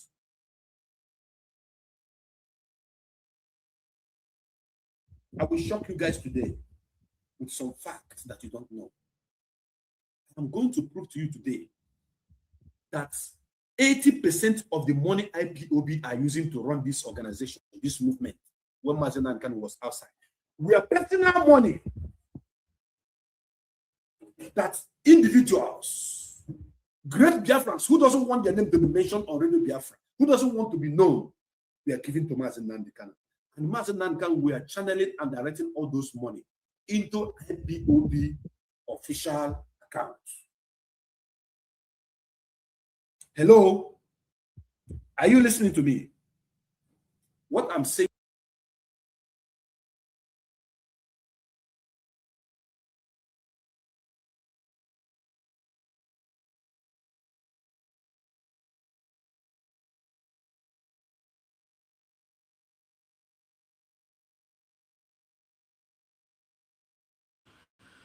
They will triple and one more. I didn't even know that I off my mic. They will triple and one more. Okay. I see you, my brother. You're highly welcome. Yes, indeed. It's indeed a special broadcast. Emergency one, indeed. Based on registering the testimony of this as they hot. They're going to expose. They had boss were on before. In our treat our PM and our government. Now they are now confessing. And they are now fighting each other. But as anyone in anyone was a witness, and they register where I can't be super tomorrow. The man and I now honors in our kind. You feel me? Yeah, well, thank you so much. You are doing great too. Really appreciate you, my brother. So I'm a citizen of the United States of Biafra for real. For real, my brother. That's who we are. Nigeria must go out of the United States of Biafra land. It's now a full-fledged nation. When you know, let's continue to listen To you right now. The Directorate of Saboteurs, led by Chike Doziem, cannot tell you this. Oh. Let me rephrase again. 80% or over 80% of the money around with this struggle is not the money that IPOB were donating. IPOB were contributing 20% of the general money that IPOB have used to run this movement. No. Have not told you this before, but I'm telling you today for you to know. The reason why Chineke to say this guy in Dokwa for a time like this, wow. This guy, a lot of comrade Fegaka. But this guy, Chineke na do support ando. Chineke na do this as in the hot ando. For him to be a witness for a time like this. Makande this DOSA. Makande this DOSA. Because this in the DOSA in the Lanya, China Samuru, the Suicide China Samuru and the Gandia. This will eliminate. They will eliminate a lot of their old members. They don't eliminate them. Linda Bugoro. They mad the truth about this movement. Man, hey, boo. Now this guy can do today. Now, all Chineke na dosara. This as the hot hand. Okay, miracle. Now you can do. And the Chineke na dosara. This guy and for a time like this, a day like this will come. That a day like this will come. No guy will witness against this criminal DOS. Okay, so we bury her completely. Because here the DOS them kita now. Here kita now final burial. Or requires them if you know obituary. So here the DOS kita now. This as the hot to ayana mama to sell around. They didn't know how use jara. They are now giving them final burial. Based on case somebody buying the already seal her completely. And after sealing them, if you say the kind of the sweet language we are now rushing now get embrace the United States of Biafran government. Always focus on the intention. Always focus on the direction. Anaga.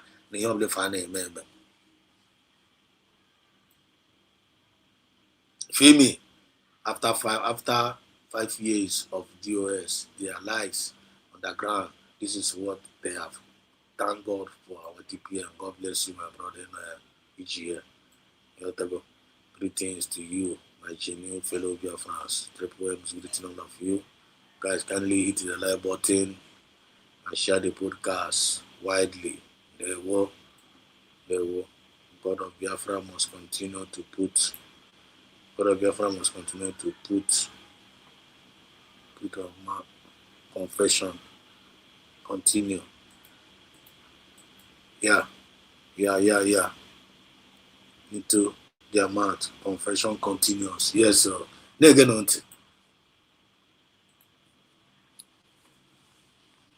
So the remaining 80%, we are money given to Mazen Namdekano. Those who love him, those who appreciate him, those who adore him, those who believe in him. I'm talking about heavy money. serious Akwego. See? Mazi, we love what we are doing. Okay, now, no lubanyo. This guy na kawatra the people, on a kawatra the followers of those DOS members are ne claim no DOS no one name because the DOS are ne claim no one with you. You know, DOS have hijacked the DOS created by Maznan Kali himself. Now the DOS now have trying to hijack the IPOB, the indigenous people, as worldwide, because in our way family, worldwide family. DOS now limited it as a group, have a limited to in a court, limited to your membership, which is very, very wrong. Under hijacking by Kumkum. But one, Biafra is a spirit, right? Indigenous people of the IPOB is far more beyond as a group. The DOS limited here. I want to Yoruba say error. Always but Ashikahator. And Ashaha on an expiring date. Ashaha may not expire. By themselves, wow. I want to see don't care. Some by America 5 years ago.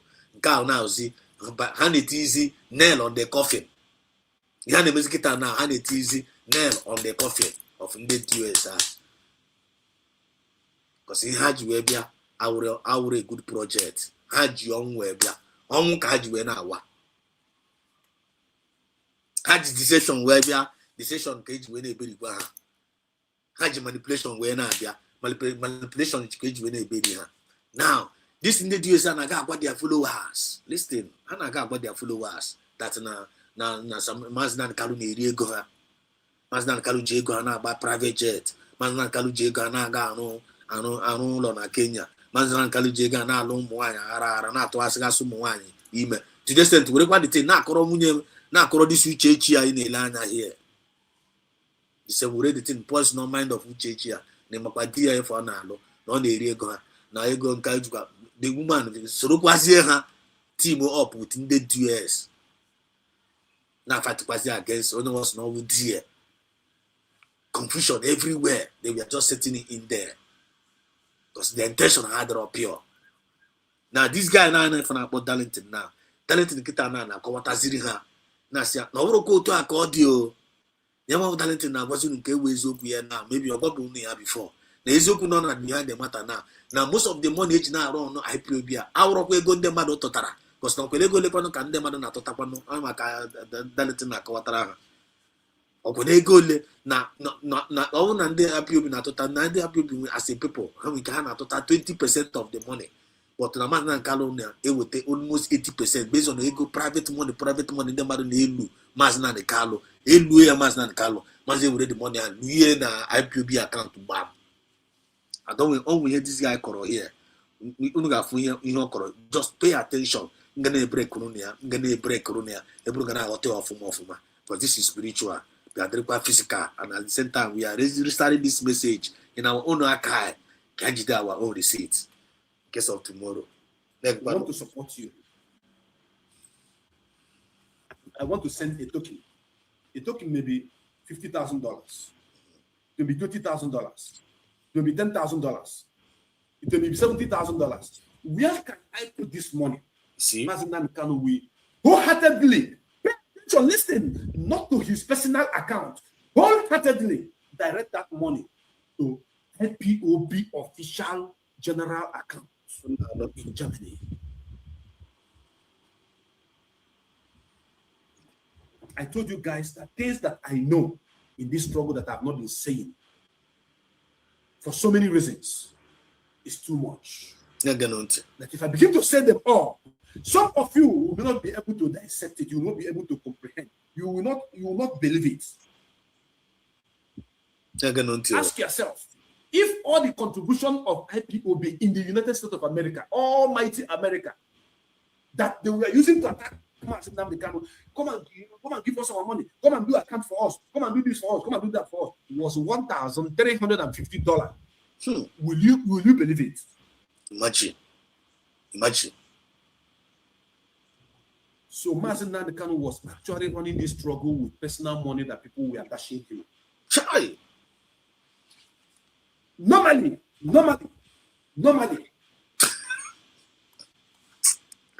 Or the about go there. Couldn't the revelation on a pass back at that now. But to the other people now, the other former DUSS and Ekelemona, Mazna and Kalu, J go ha. They go ha. They eat their sweat for no reason. They get on table.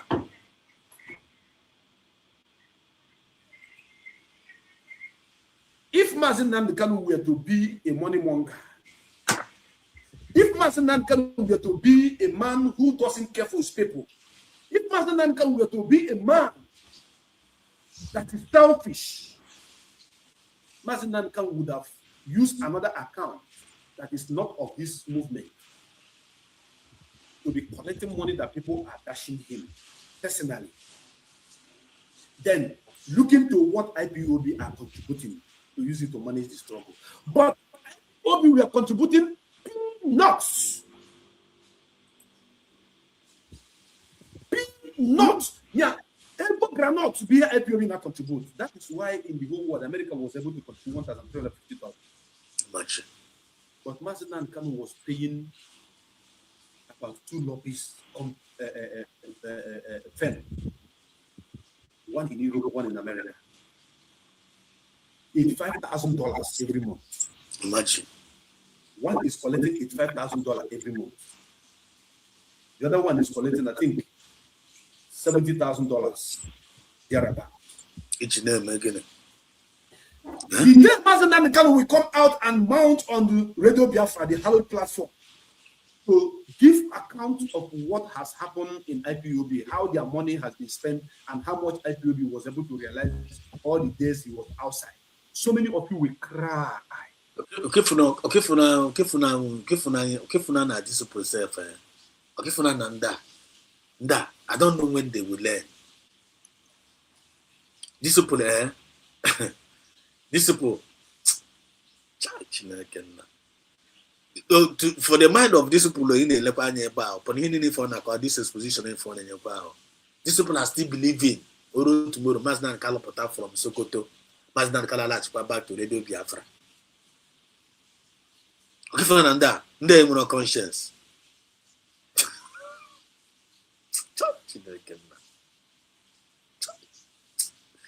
Okay, for you put here now.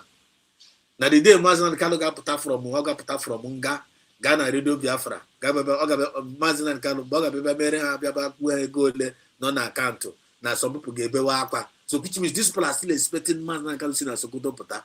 On a galach back in Radio Biafra. Gamil have broadcast. Oruquago Gere, Oruquago, Ogere. Mazin and Kali is coming out with Sokoto, with the Biafran flag. Straight from Sokoto to Biafran government. From that Sokoto to Biafran government, get it at the back of your mind. Because I'm going to put every record here straight. That information I'm not talking about, that information I'm not talking about, Biafra. I'm going to put the record here straight. Because I'm going to get it. I'm a both I'm not like this, or quite any member. I am Baputono now. Because both of you not serve to Biafrans, so half truth. Our duty is to give to Biafrans full truth and nothing but the truth. Not serving Biafra half truth. Even though while you're exposing this DOS, criminal DOS, one day, I ain't gonna about because even in the midst of some people na corona aka, and a corona aka, or to see when they expose criminal DOS, so we tipia uno. But in the midst of that, I ain't no pana, even no ano. Because people are very, very tricky, people are very, very manipulative, and people are full of deception. So there is nothing like it. Man, can't get put on a Sokoto.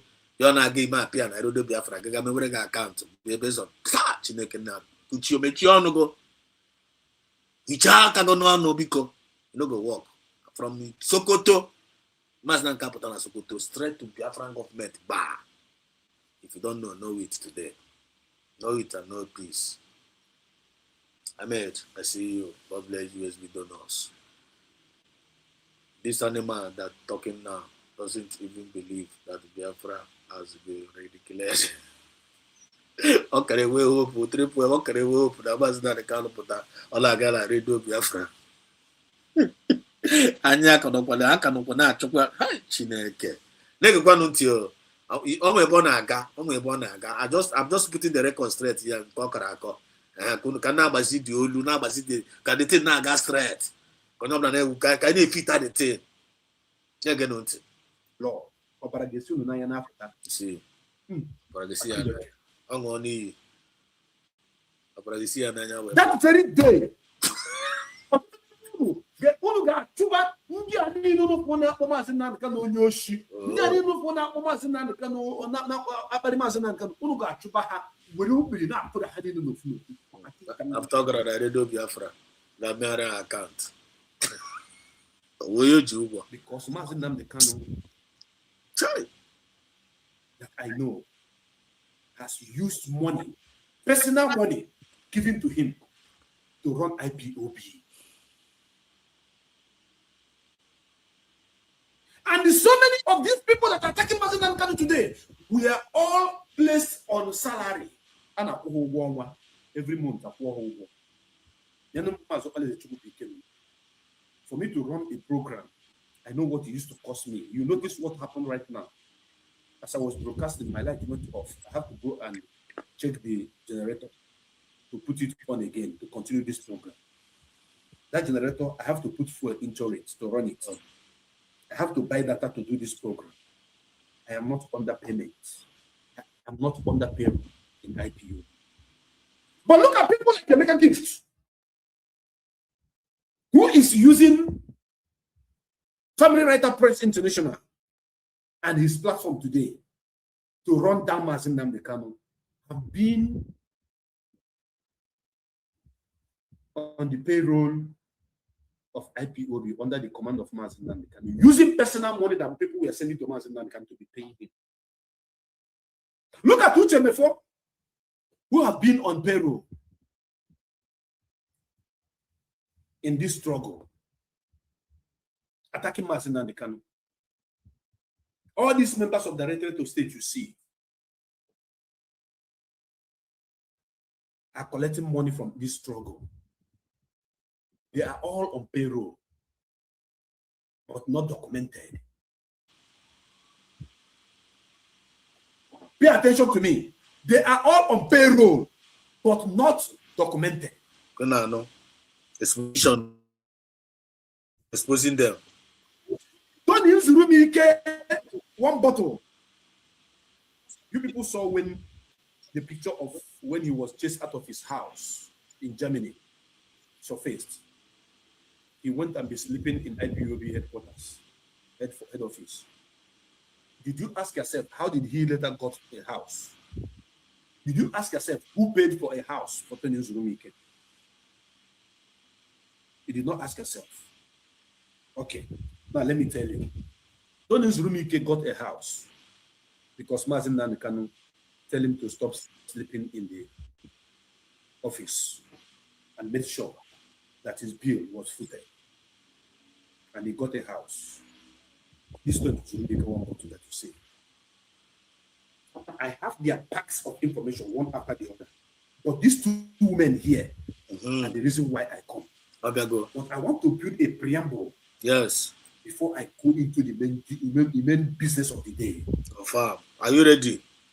I want to provoke you with the truth that you don't know.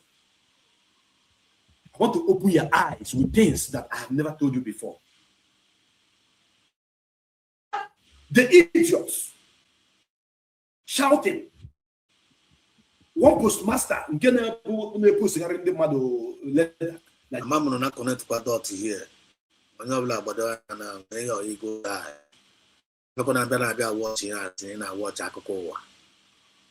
Apuala, for Tyson select to go, Apualanke, I need to go and buy you. I have one day buying you. From different thing for Pira. Papa Namazan Calopata, or Radio Biafra, based on allegation and on a request go Hamazan Calona, Radio Biafra, and I give you Kawatara, a good and one there is nothing like that. That one will happen. Mazdan Kalo from Sokoto to the palace, just like our people in the comment section. Frank goes where the move and our force. anyị nwa ga-agwa gị how it be. Yotago, anyị nwa ga-agwa gị the way it be, because anyị na-afụ dị ụzọ. Anyị fụrụ ya 5 years ago. Onye anyị fụrụ 5 years ago ka ha na-afụ na anyị karịrị ha. Anyị na-afụ ụzọ, ha nwa na-afụ ụzọ. Ha dị blind, anyị adịrọ blind. So careful ha kwukwara na anyị aka nsogbugo ya based on ya mara go to how it go be. Mas na nka pụta ebe ọ na-aga ịga. So we are not confused. How are they confused? So mgbe ọbụla na-asị ka ha weta that confusion ahụ. Mgbe ọbụla na-asị ka ha weta confusion na our own territory. Anyị nwa na ya asị agbata ya there. You feel me? Onye ọbụla ịkọrọ ọrụ eke. Just watch a one nke a na-apụrụ na also if only their mother's womb and their mother born them again and they start nursing school again. Will imagine that they cannot come to speak to them on Radio Biafra. If we just appear at the state, but that could be fair and say this. Then 3 point we appear on side in Kebasia. Our leader, only for now not to let them know. I want to force how I force. If we just broke red, Igbo outside the USB. About money agba. Igbo outside the USB. They know they make full sense. And spread out there our half truth. Igbo inside the USB. About here with 100% truth.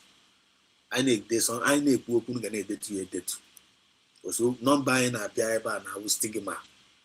Yana appear about who could see originality kind of appear. Fool. Igbo outside be. I will have bread. They are not original. They don't make complete sense. And are they misleading? And they deception when I buy it. But it be one I'm originality.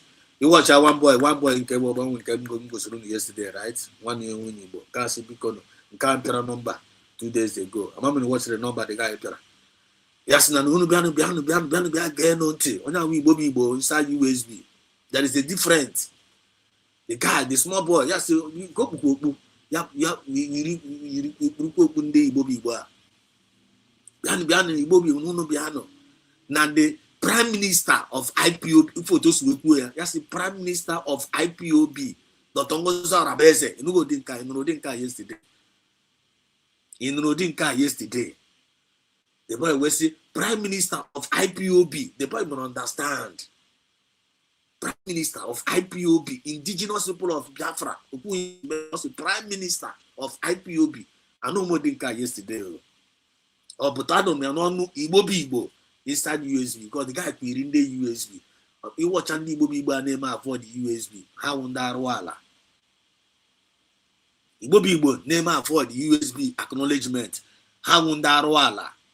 I need to put it to you down. Biafra. So our brother here now say our leader man and Kalu case will be from prison to palace. Anyone thinking that our leader man and Kalu is coming to preach, which means from prison, you are an animal. Yeah, hoping this guy not take that's he Kalu Nata. From DSS to Sokoto and then soon after Bunkora. How can you hope? Now sinner from Sokoto, you have to go down and continue. On the Lucia, on to feel what you make a joy. I'm a chionia there. I have to put near back on there. You know, go all talk all day from prison to palace to USB straight to president. The Imako Guru on the chapter. Lion Azumu, keeping up on Azumu. You can go to table and feel for more for me. Because some people are now they find them and both for them. Lion Azum, if enough. Must not can see from Sokoto Pataman, the one mode that gone and all God mode. God mode, gone up, even up I go God mode already. Oh no, like where divinity, up I go God mode. Karamado Karamo. Like where all God mode. Nakamuasa futa manikalo. Ume depend anyo place afuta. Anyo bridge when afuta la so much na kalo. Dan this taga afu. Makuya is Madis no Acom weapon, I seen a lion's den weapon, I seen a own weapon. You know, Golikuya about all God move. So then after us was not that I am not to what I do. Not I am a jack on die. That is this why the jack boy sometimes. I am a jack or son. Chineke na bomb mad. And you did a mad who against Chuna Papa walk or a piece of Popono walk. Because some of their proclamation on this so irritating. And this so irritating. Igbo outside the USB. Wow. Go write it down somewhere. Papa where. All these brokers are really senseless. Mando came out from the prison to struggle. They're going to like position kind of. I imagine they have emergency special brokers. They're going to. When you hear him shout, Biafra said, yeah, Biafra said, I'm an uncle. And the account will return to IPP. Kuna you must not call Gapota, and must not call Pota, no get mere account.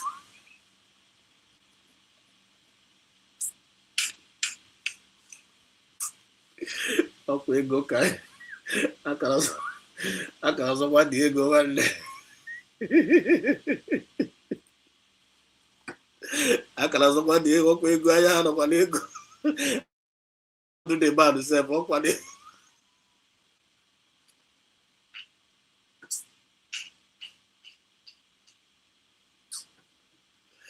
Also, you are the last one. I'm going to put a dog in the account.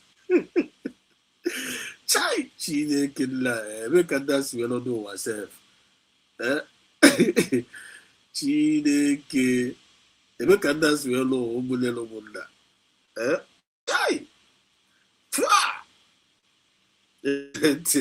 Triple M singing. You say is USB and the total freedom is USB and the total freedom of Biafra will bring our leader Mazda DPM and anything outside. They are not coming out just like this. I won't come back at the man of town. I just not governor manager pota. No, no, I could get a call in for a command. Imagine I can manage Bala pota. Straighten on and give me.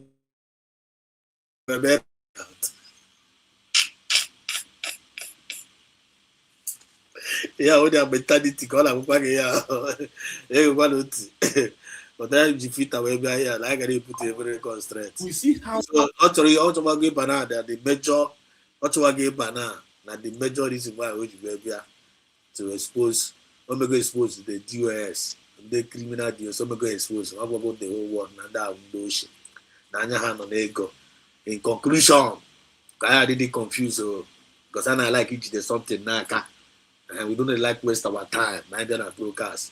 So you're on a quarter in conclusion, in the angle of DOS level, Nanda on a bomb Biafra now, and the DOS are window, which means Mazen Samunepa has been justified. There's on a Samunepa before, and the DOS are now criminal, now window. Yamawu Prince Darlington. After 5 years, he now came to realize he has something from bar now, gone for office now, which means Mazi Samaneba justify.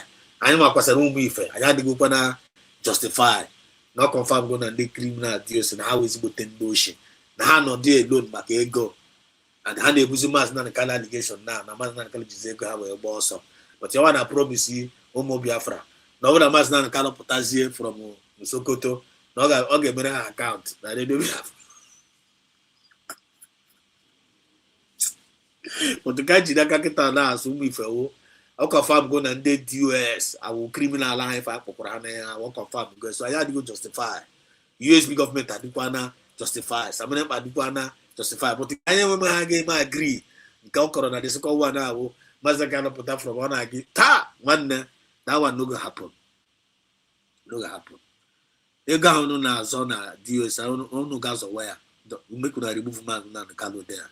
You know there for una level. I kind of understand there. So can I say until now? I'm going to the second part of the story.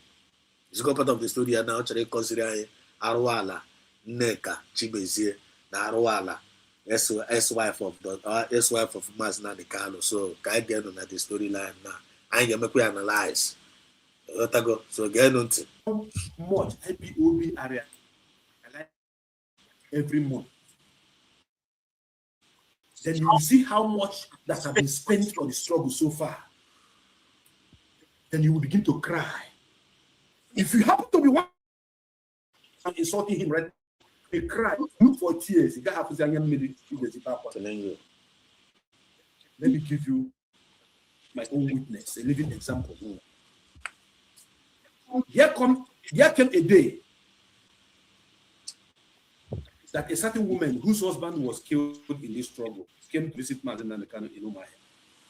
The woman children's school fees is due. Woman house rent. When they paying attention at this testimonial now, this testimonial to the now, everybody should pay attention. Couldn't matter how wicked some of our people out there. Couldn't matter how wicked. Then in a Fujigasi post, now IPOB as a group, or how deadly and how heartless are they? Pay attention at this testimony.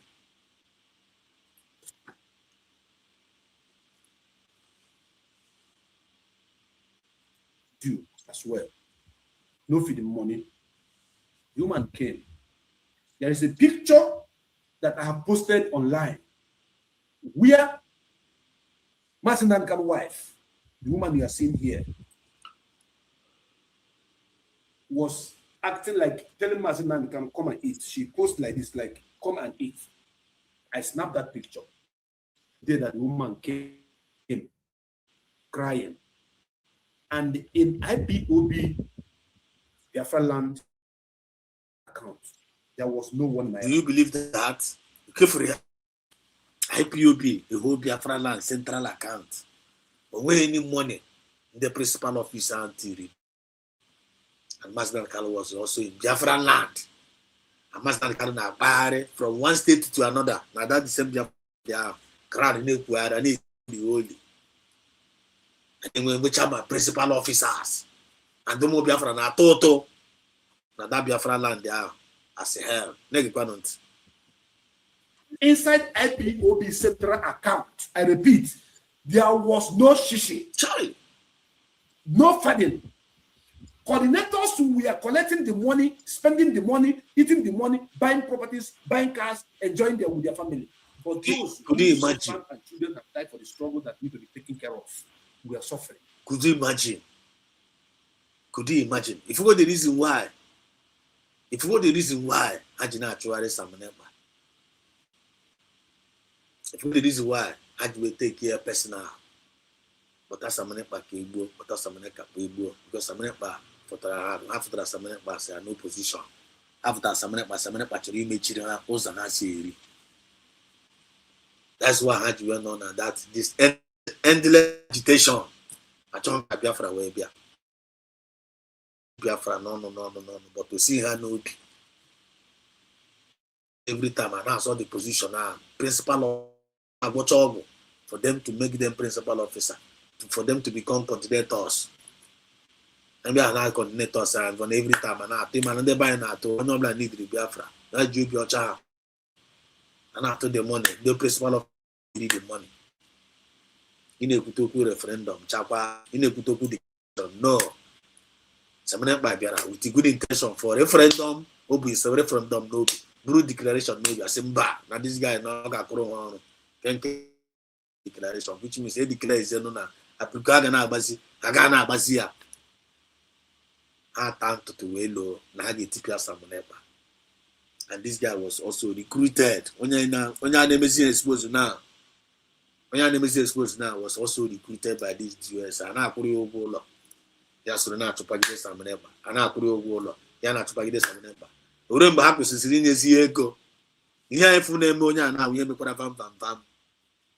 When Yana Van Vam no football. This guy any lion, Yana Van Vam no football. When he did Yana Van Vam now, you watch his face repeating himself. And in them no football. The same thing now, name Van Vam because they were being paid for them to talk against Onyakaya Diocha. It's very, very bad in this movement here. Apuago, you're gonna get criticized. It never be your portion. n'afa Chukwu Okabia nwa ise.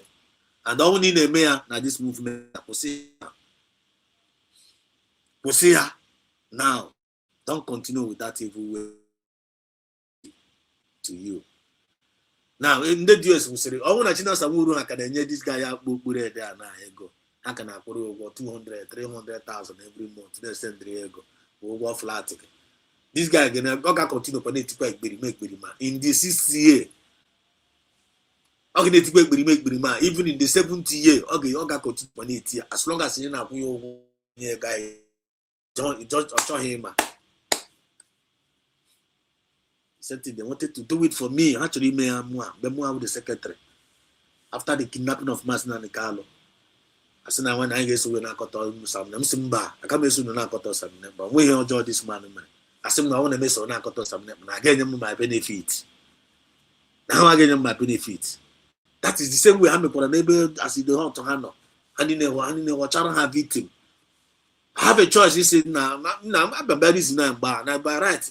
I'm a by right, but now I'm not supposed to follow some nepa. Give us to keep a check here technically. Because more like a way loser.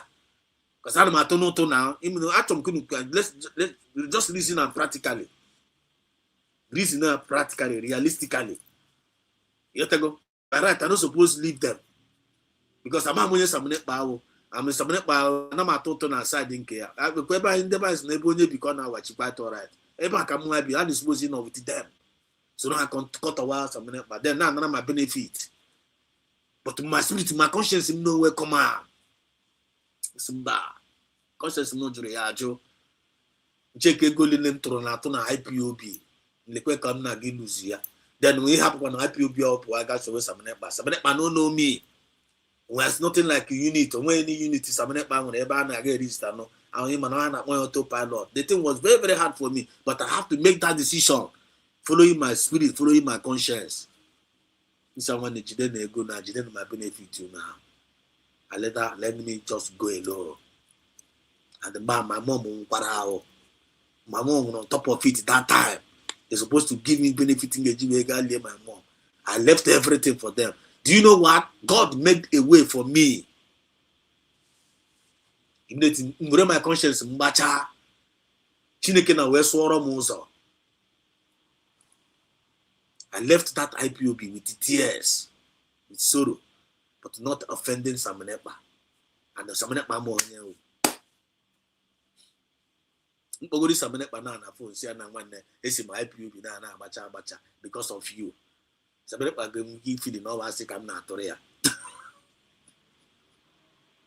And I'm a code car. I left in Samanepa. I put the cross. Wow.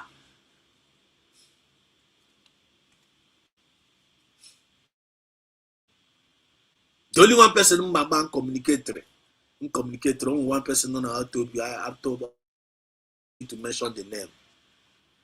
I don't need to mention the name of that person. Yasimo that now. Yasimo, only an elderly woman. Yasimo that now. I should not cry. That now. Jehovah God. I think Jehovah God me. That Jehovah God each man yam no. Na mama ageli and when you plan again, na make a very, very best decision. But he so na a koto when I kaya the ocha. Now I should not regret. Mr. I'm not regretting it, just that now. Mr. I'm not regretting my decision. Nehemi na yene utemo na the him ne berakwa the heart in that way. Our matter of more. Him ne berakwa why that you mo jobia. For me, make a decision. I was not regretting any decision maker. Because my father go around by perempe. Now when along our way of journey, now he make it upon a matter. Now I walk on a more bagide when I care. Papa, I'm gonna run my to that in no job. Apart from this IPOB, apart from this Biafra movement, I'm going to say, not on normal circumstances. My bagide my care. Very, very dangerous. But in that name, discipline at will. Each other will be go. And just waiting no now more. Now Magido Naka the Ocha. Whereas Martin Calodribi preaching, we are whiter than white, we are whiter than snow. Who I need to be a child. No man. I will tremor. All matter of my decision. that this guy that they refuse ego happens in a guy and nowhere. This guy now happens in the US was a guy. I am what is against the US. And then the US now the criminal. Because someone they use continue. Because the reason why the US now use the money, because in the US they will take us the money. The US will take us the money. Because of why we have to know. I don't know how the media, how teacher no they are going to now bambo na 300. Can them na to be auto? Can them na to be auto? So that they not to the open at US and not to the US every car and so how I know media US go. Listen to me, listen to me. Man, preach fairness, equity and justice. Somehow when the criminal US are not to pack this, I'm not back for work, had to work this. I would homework, had to pack this. They are not to pack this, but the more how I the media for work. Katupagide samane pane grow easy. Samane pane grow more.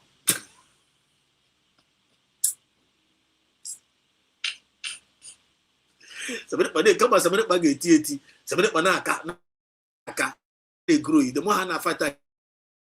Samane pane anra kuzi more members. Iwe we US. Akon kunu we get into formal. Iwe be we send the US. US will now begin start with somebody like as God. It's Dios, we say wazire hiwe. Sa kesi nke una nwa na ego. Na kwuru n'ụgwọ flat 205 ego. They are coming sort of with the kingdom of Samenepa. Samenepa na tikasi kingdom ha. What is going on? How we say conflict? Because of the boom ge gbo nwa. Ochu nwoke ko nwa ada nwoke onwe gini nwe nwa oso. Biafra wo gini always spirit. They are turn all their head together. They meant to destroy Samenepa so that they can make more money. Then how from there as a promoter had to DOS member. That was the reason why they were fighting Samenepa. That was the intention. Yeah, for room is truth and nothing but the truth. But they failed on that their duty.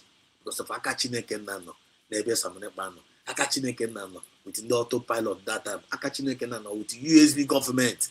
Now, because of Guinea, I always tell you guys, yeah, with divine mandate that nobody can work against. So go where go, do you say when you get jack or as it hot? As it hot to put us in a program, you're not this, you're not simple. But I know I won't depend on media no ever now. When I won't go for that, I get Diego now. But we keep on preaching. We preach with our necessary needs to register the message. We are looking for government, what the government is going to do. Because we are serving. Unless man when they teach you super chat, I be like what Chineke na gozi somebody same with and somebody like all many people they na support and you kele ha obo nya na ga na phone si abiko nya na ego I get you ekwo ụlọ nya na ego I get you go stream ya we dey do like that but I run willingly onye chori bless anyị onye we rukwa willingly bless anyị ekele onye akele kwa Chineke na but we are not a hero worshipper. Worship God, we don't worship anyone. Even the US will go.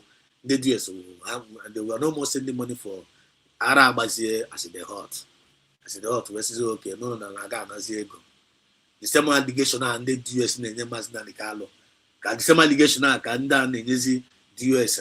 Okay, and the US, no, I got no ego. We need to see in the settlement. The name is like I even have it in no Undara.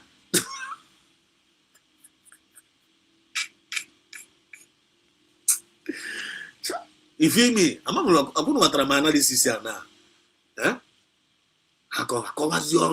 I always positioning for them today. Now I always testimony for them today.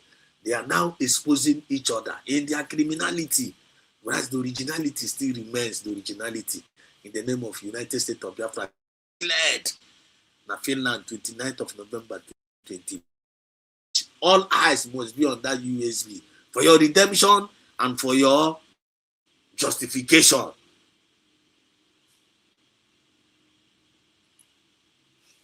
Why don't our DPM stop all their criminality? I'm telling you, in the book of the Obadiah, when enemies came to take over your land, even that it. I tell you, when they work against their brothers, shame. Us no shame. And they will be cut off. If going to be cut off. This testimony are the awesome. Mazi Nnamdi Kanu went mad. So there is no money to take care of this woman and her children, whose father was killed. Now, this testimony find a quote here because we are still on track. Now, one incident happened when he was around with Mazi Nnamdi Kanu. And this is the first time I want to share this kind of thing now to Biafra. Then with the many principal officers now Biafra land. Even many people now to many huge amount of money now to go now unit upon unit. But none of them refused, none of them remitted money in the central account of the IPOB on Biafra land. The principal officer will go near before we now as all they live their life without putting money in the central account. And was there an incident in a woman on dear in the process of this dear in the process. With the Jesus of the time. Jesus, and after us, no. I don't hear the check from Masin Kalo. From Jesus. Jesus, Masin Kalo, sick up on the principal officer, Jugas Rara, Biafra land. Bobo. And in that, what I need in the principal, no any of them, all of them, no shishi. This guy, no, I see no way good. Ebana work in Madon, and the one the mother this ranted, oh no, where's Zola? Araba Masin Nnamdi Kanu. Araba Puyama with Prince Darlington. Masin Nnamdi Kanu Ebaka. Now listen to what Nnamdi Kanu did. Listen. In the struggle, he called me as his personal assistant. Sir, I wanted to put call across Biafra land. Let every coordinator, because then it was our IPOB money was always in the hand of coordinator. Before Mazi Nnamdi can change it to make it that you must have a finance officer. Everybody, whatever you have right now, they know the account where they are sending the money. Send it right now. It is urgent. Biafra's Nanonti. I made this call after 30 minutes. No shit.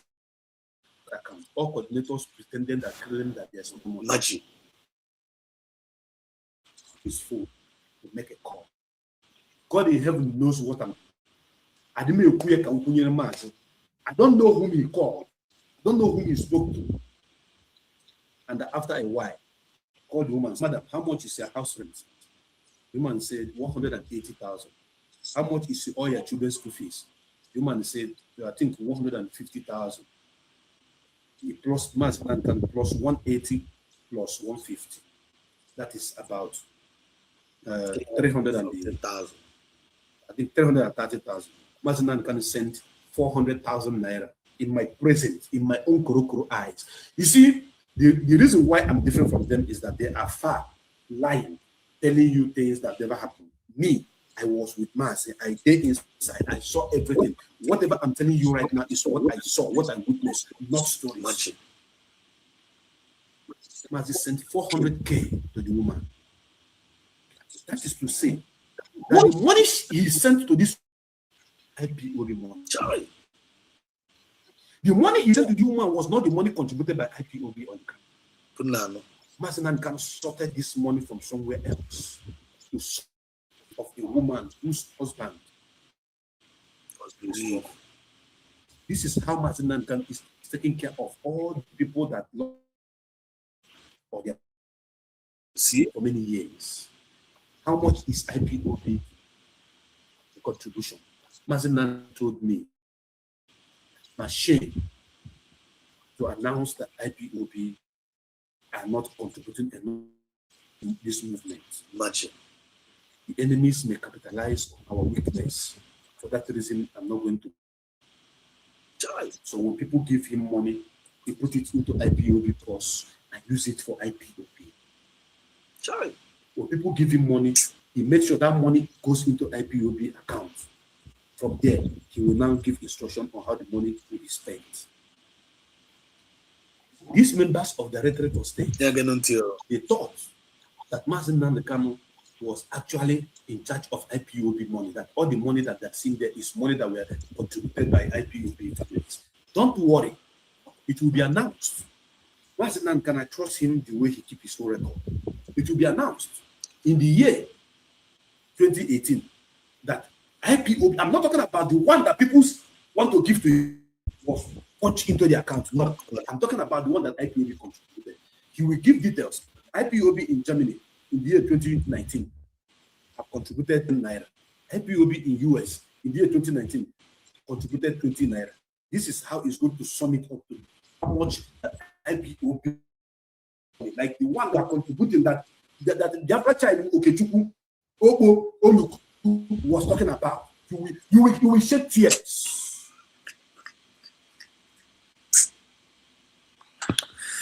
You will shed tears.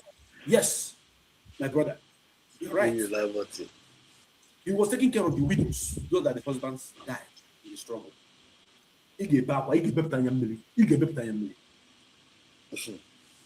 Now, that thing that I witnessed that very day alone shocked me to my bone marrow. That is how I told myself, sir, because of what happened right now, you guys doesn't know how I became the first auditor in this movement. This is how do you challenge this guy now? If for the kind of exposition on him, authentic, exposing, telling the truth, what conspired, and how dangerous this DOS, you know. But this guy much upon and that this DOS and how they dangerous. After the kidnapping of Mazin and Nikan, he was supporting them because I'm not going to go. The DOS are now why are this guy now 1 million naira now? See, I'm not going to it is sure that this guy will go there now quite the same thing for now against the US. I don't think so. But I come to face name now. I want to have a cup. I come my wish them they conspired together before 5 years ago, fighting against USB. Because when they said fighting against Salmon against USB, I want 5 years ago with Pia Salmonella. I can win USB today. I repeat the question. I want to succeed 5 years ago. It TPS Salmonella. I can win USB today. I am Bamba today. I am Gabazin. Dr. Ngozarabez. I can win somebody like Dr. Ngozarabez. Because all the emergence of Salmonella brought about Dr. Ngozarabez.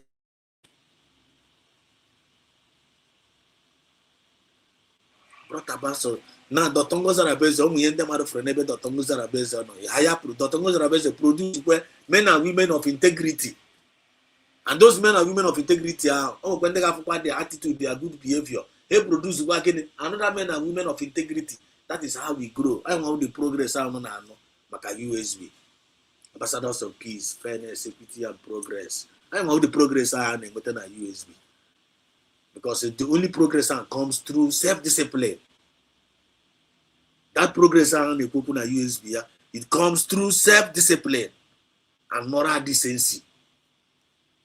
Without that self-discipline and moral decency, there is no progress in any organization or in any movement.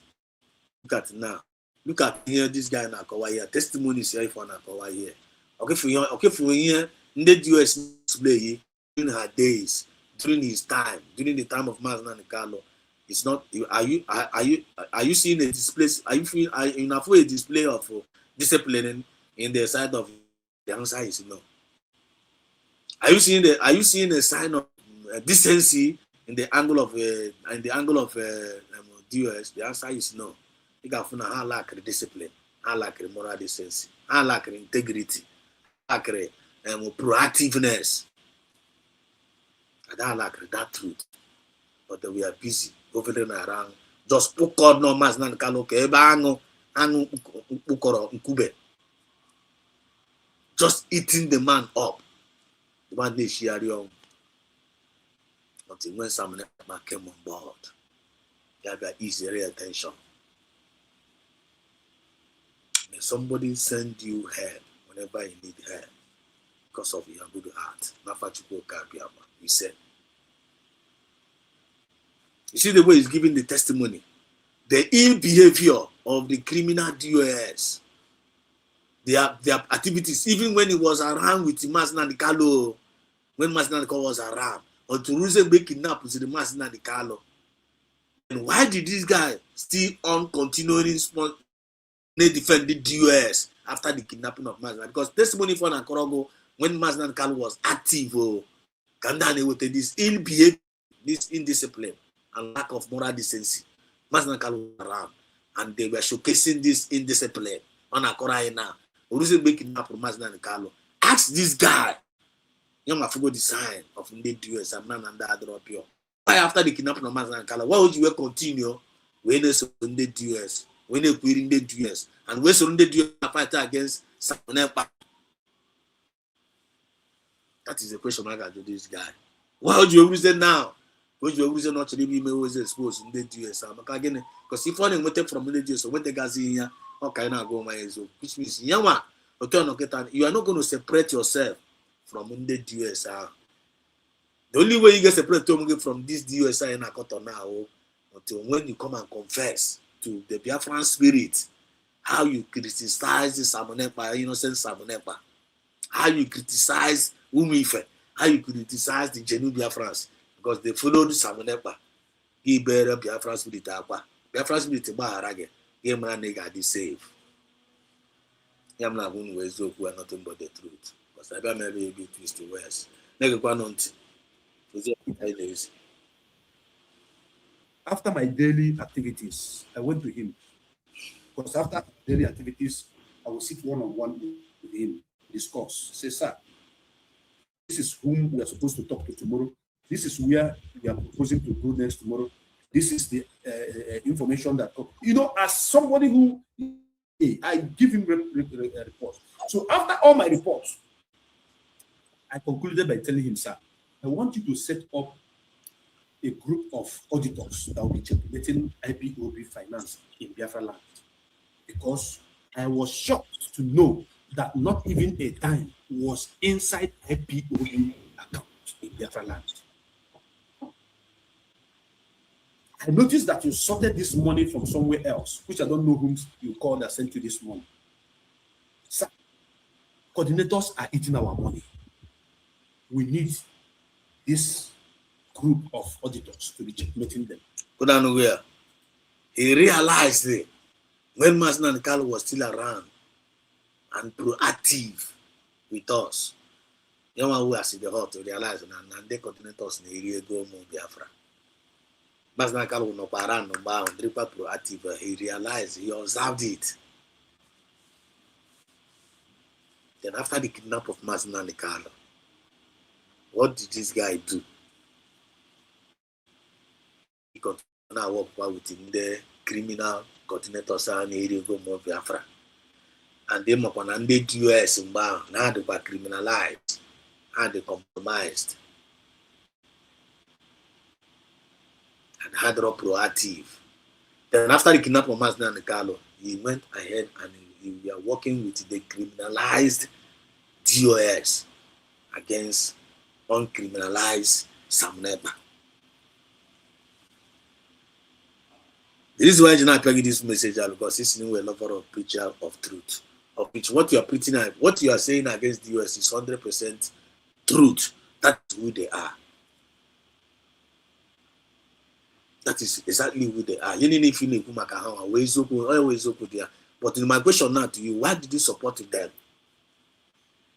Why did you support them against Masina Nikalo? That is my question to you. What the same question I can do from. I don't know, but they will also criminalize criminalize someone that criminalize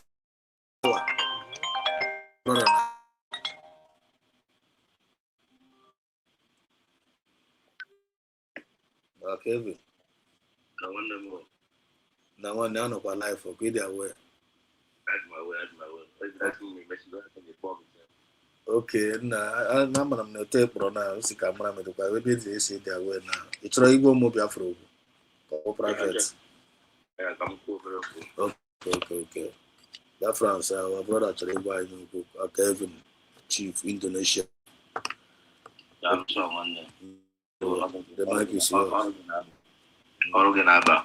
If we are before, it's not international harakotrom. So, Oyache no honor, when I took an air no happen. I will be clear by Adema. Biafrans, on watch here our brother na a play here now concerning this na how man or our leader na have one attack or economy. But common sense are drawn in them. Because if you feel that our leader Nandi Carlo, your leader, Guinea no ko, a kuku, a everything, Manando Sendarego and Done Sendarego. And they trust ya. We will common instruction on you. Just one instruction. You must listen to Simon Eba. You must follow him. Share his video. He bringing new dimension. And this na Guinea man as a leader. Guinea na noko as a leader. And they might hear only na the struggle. No te go oja 100 men. Which go and go consideration one of the 100 men. Go about surgical na about this thing. Go and consideration one of the 100 men on that because Guinea woman, Guinea na not steady with the consort with other people. Which aim at an ambition now how to bring Biafra. He only no Biafra. It's not Guinea man, Guinea body. But when you instruction for Simon Eba, he watching getting. My problem we son near slot ka you cook radio Biafra, which mono almost none calobonye more cob that is a spirit cob of everything. When you command no near slot, go she go below from maybe young or we are posting. Being again how body equal three mother than your instruction like this. I must follow up some direction. At least you should say more as my second leader. Because my leader, boom, padi, no go on a mono we watch. Or Bruzi, no close to our leader, Bruzi, say from that IPOP criminal people, some of them with a genuine mind, can follow Nebanema.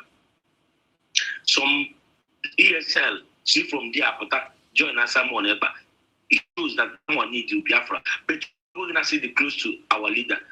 No, nothing. Even a program, Simon Ekpame, even praise this idiot. Praise this guy. Instead of the guy that continue from Simon Ekpame, he praise here. We're mad at Naya lead the Evan and the Carlos Lucy, don't consider join together. With Simon Eba. You may from a woman church go and another divert. We don't so the Padeba, when you like Yeliana no costs for to me. Can you just recant those no close to Nancalo?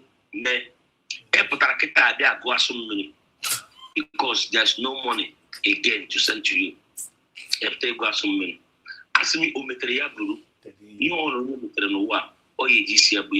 Because in bridge money we are not total. Waka Anawa Lily. Because each money be that total. Each one you make Simon Nepa, then when you make just praise your program. Still, it against the guy not quest names name guys now bro here the guy nature deserve. Not wait, but my boy but that boy and cat. Gina Simon Eponya can a dingba, one of Takunozo, Gonya get choose as a dingba. You are not quite. So, what am I trying to say, Biafrans? All these people who have Takata now, Sina DOS, Mokota, they are not Guasmini. They are still the same. Telling you, Mobuna, Edey, Choi, Gonya Katana, they will still change. They are chameleons. They can never change. I never see them change. So, we to listen to these people, go igea, all in a platform. He may analyze what you get up and do so grand on easy of man. He will want an down dory. all of them, they are the same criminals, but they are looking for a way to make sure that just get them with it.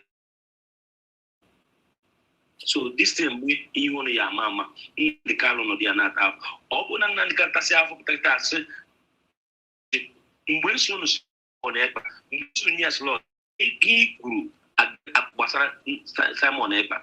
Every stamina of man. As a Nandi Carlo then. Ogasia no Nisi, some night barrier. Then in vision again Nandi Carlo woman. When you Jackie I choose. I don't understand. Sometimes people make a very band. And we keep Jizaka, Jena that comment social body, joy as of certain questions.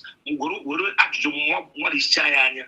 Man of no common sense. That is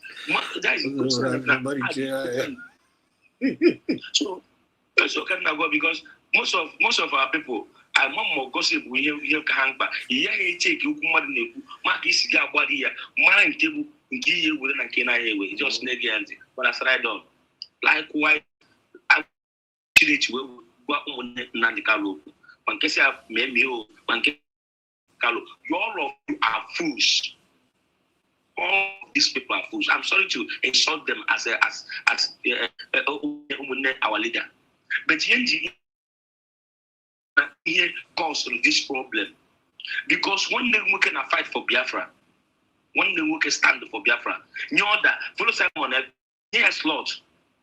Instead, only about even one day we can so Simon at least una communicate. Some not easy somehow now, but when they should return, no, they against the guy. They petition to Finland. Much now about Jonathan. Una na chosen the game because 1 year immediately na face go now una chosen the game we're not fighting. Why not the foundation of the problem? Because as siblings of Nandi Carlo, one no we are the leader, so sorry onya fight against Lord. Effort to make young one of the Amaris no that order. But due to also due to the go na target now one no naturally not the money from federal government then go no manzo money the money una they against only as we no one then na Carlo amoro mbere go nekere mo no ko nwo go bro king na we bro only property onwere. God will punish all of you because I'm using anger to say all these things. The founder of all this problem, as a sibling of Nandi Carlo, Uchechi, only a man that need freedom. And then Simon Ekpa, you want to fight or to arrest them and one only a disgrace to Nigeria, a loss to Nigeria. But you be silent. Now to about the governors. I'm not about the useless show. A useless show makes an interview. After interview, this idiot bam yana why in America say no. I'm the same thing. The same thing. Ugly and wicked useless shows. Then useless man. This useless neka ekwensu ndị uweojii wechagoro aka n'ike before Chupia. Useless woman ọ na-akatụ dirisis ma esi na gị na ya ka bi na-akparị di gị na-ekwu everything na-ekwesịghị ikwu ekwu Chineke ejighị akpọ ya ọkụ gụnwa wu nwaanyị asị ya no ọ bụkwa ihe akaba ya okwu ọkụkọ this kind of thing ka ekwu ihe ọ ya na-ekwu against your husband or against also we have to go to your S and not go to your S get net age but in get this ugly woman although go and we change the work yourself and among your now you go with that myself because you need yourself give me on no matter the daughter not the daughter all of you are okay and now the car fully be the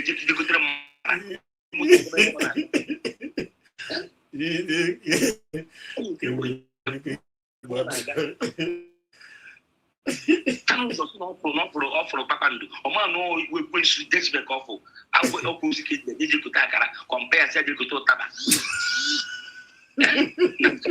na ntanwe mọba ọ na-atọ mọchi ezu na ndị kalụ wewe mọba na-ekwu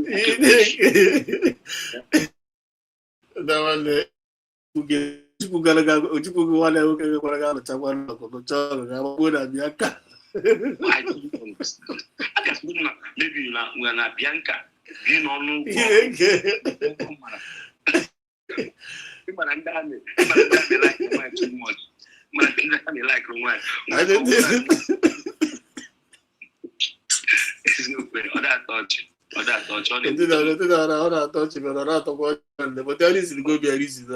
It's go to two powerful men. Two powerful men like the child love Lord. Why not warrior? A whole Juku. Only to trans 3 years war. But we are not this is 7. But at the end of the day, about Bianca. No, go there because I got school in Yami, Imanandam and the police. You're not skate at Aga. And the Jano, we are walk room. I'm telling you. Juma to a Babana. Mana, this is Uchechi and Mom will know this cage again with Nan California with the Ghana front and back. That's not Calo. I tell a man. When you call, when we're more noble, when I'm Bianca, you know, at least I'm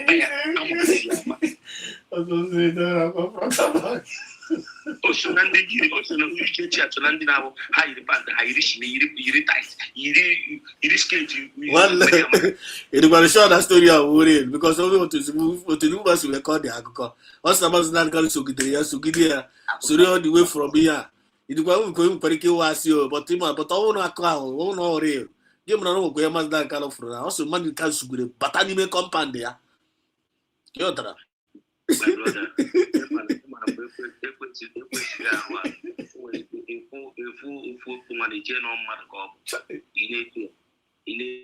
Mistake. But I may blame our leader or Onyenacho, Onyegabu, Onyenkia, or man or equals going to meet. So, what am I trying to say? Oh, now, the woman where you see no mother. You also get the guy lay so. You also go the other again in ABOZ. He will do the mother in a major interview. Since that time, I met an interview. Or is it called Uchechi one of the script? I'm telling you, the thing is very, very painful. Now, just no, because in the house, we don't think I know. In the house, we video interview. I am there. After the interviews with Uchechi, the woman spark is here. Add is here more fuel. But as a full force, now what is it here? I don't get it. Nah. The mother, although you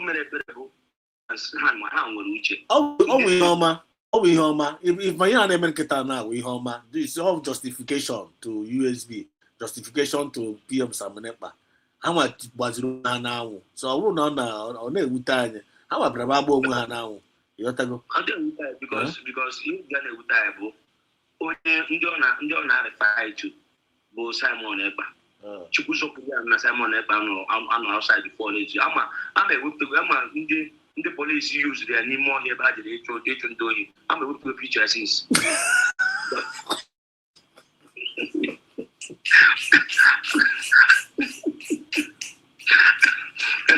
I'm a whip to picture since. I'm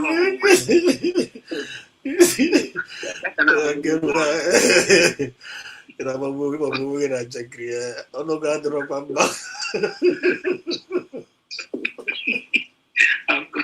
course, because the woman are my mother. That's security. I'm not them, but they show more security because I don't tell you. Some police people in Corona, Lagoro, is making it's in there with it. One day now, before after I said now, Onyenka, as all motor, how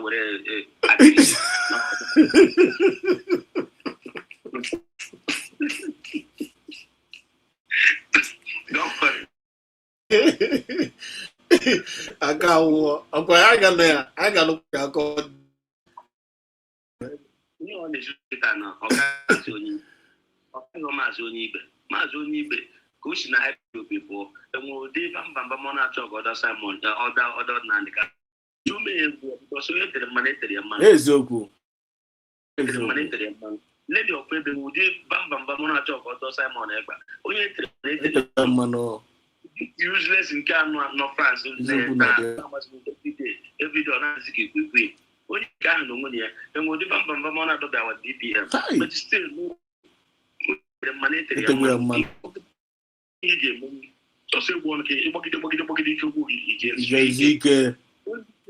thing Hackard is not sustaining that this platform and na YouTube or Facebook. I don't think na ego YouTube but ego ọ ga-awa ego maybe ego a na-akwụ ha side maybe government ọrụ ma YouTube na nwanyị na YouTube na because this useless woman kpọrọ onwe ya Nneka Ekwesu onye nke asef even the script edere yourself enwe nke ọ na-agụta himself ọ na-eme mistake because enwere mgbe ọ na-ekwu okwu ndị agbụgbọ na nke our leader ọsụnọ mmadụ 7 ọsụnọ mmadụ 10 so ọ mara the actual things asị ya kwube ka iwe fụ that na usoro no ise kama nga nka nga the problem the pay ya that first time o je Sokoto. Because I'm not sure not just go from Nandi Kaluku. Let me tell you, friends, these people are dangerous. Yes. This woman na court. Can they go and no name Asamrekwa Lucis me? Let me talk. Kamada na hard road genuine. Go with a job or on a different that contact. Then China's and the and when strong mouth in a poor, Kamama gave woman na-eji etiti our na here we will with it. Then a boy joy or bruise of Jebe lawyer, nay, me and Carlo Peteri, bruise of the million interview. Half boy join her, which is a